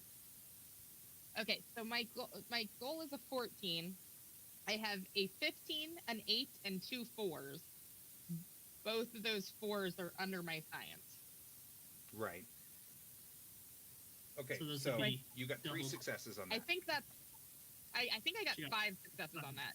5 Okay, so you're successes. going to start deciphering what's coming through his tricorder. It's a very strange thing. I'm going to put you on hold and then go to the medical bay because now I need to get a roll from the Andorian doctor because this is still microsurgery All right. and I need 2 I successes. don't know Let's go for if daring and medical. Richard has a character sheet, but I just sent it into the chat. Okay, For that Richard, I need daring Oh, and medical. yeah. I know which doctor it is. Yep. Okay, so what is it going to be? Daring and medical, and I need 2 successes or 2 dice on that. Okay.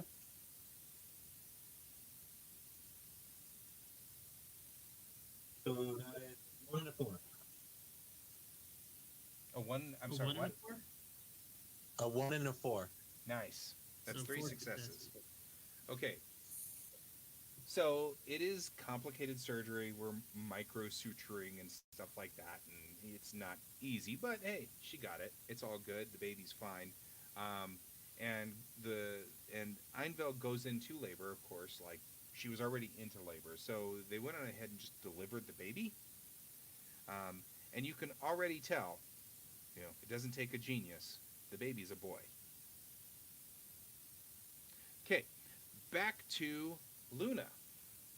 The data that you are reading is that what you're getting is what looks like scrambled life form readings. There are not 6,000 people on this ship. There's 12,000. They're keeping their drones somewhere. So, that's where we're going to hold. That's the end of Act 1.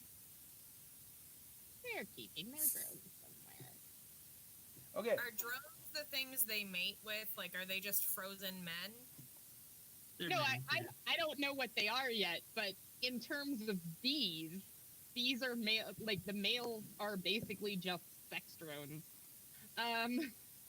Great. So, So I'm presuming they've got a similar cultural problem as Great. these. Great. and that's where we're going to I'm hold also- the game for the night, guys. Thank you for joining us for Act 1. And I'm going to go on ahead and actually I'm totally like we're going to start Act 2 with all of you guys discussing what this is going to be like. So you get Just to 'cause brew this- on it. Is mostly a downtime thing. I am gonna spend while they're doing this. We're gonna spend the actual like not the speed drones, the other kind, to go scrape off all the crap from their thing. Because I want the 2,000 years worth of artifacts. Heck yes. Right. Well, like I said, we'll go on ahead and start the next episode here. Mhm. So at this point, so anything that goes further than this point, this is where we are. So okay, guys. Cool. I just don't want to. Thank you, Donald, for sticking with us through this show. I appreciate that, and I hope your grandmother stayed with us too, because that's awesome as well. She stayed for a little bit. And then fell asleep? She lives in Montana and she doesn't care about role playing games. She just saw that I shared it on my Facebook page, and so she came on to tell me that she liked my new haircut. Yep. And then she was, instead of putting things in chat, just sending me messages about like, oh wait, turn your head so that your grandpa can see your hair. I can't hear your voice. I can't hear your voice very well. To be Kept fair, going like this. your hair is pretty cool. I was like, oh my god. I mean, to be fair, She's your awesome. hair is pretty cool. So there is that. Yeah. I mean, thank you. But yeah, it was just very funny. And then she asked a couple questions like, she's seen some Star Trek, so she was like, so what are you? And I went, oh, I'm a half Betazoid. Oh, cool. What do you do? I'm a diplomat. And her next response was, well, you weren't very good at that in real life. How are you going to role play it? And I was like, yeah, that's fair. Yay! Yay for grandmas! That was beautiful. My Okay, grandparents well, raised me, so, you know, it's they all know. good. It's They're all aware. good. To all of you guys at home, thank you for joining us tonight, and we'll see you next. We're in 2 weeks, right? We're in 2 weeks for this, for the next game. Yeah. So we'll see you in 2 weeks for Act 2 of this episode. So we will talk to you then. Goodbye.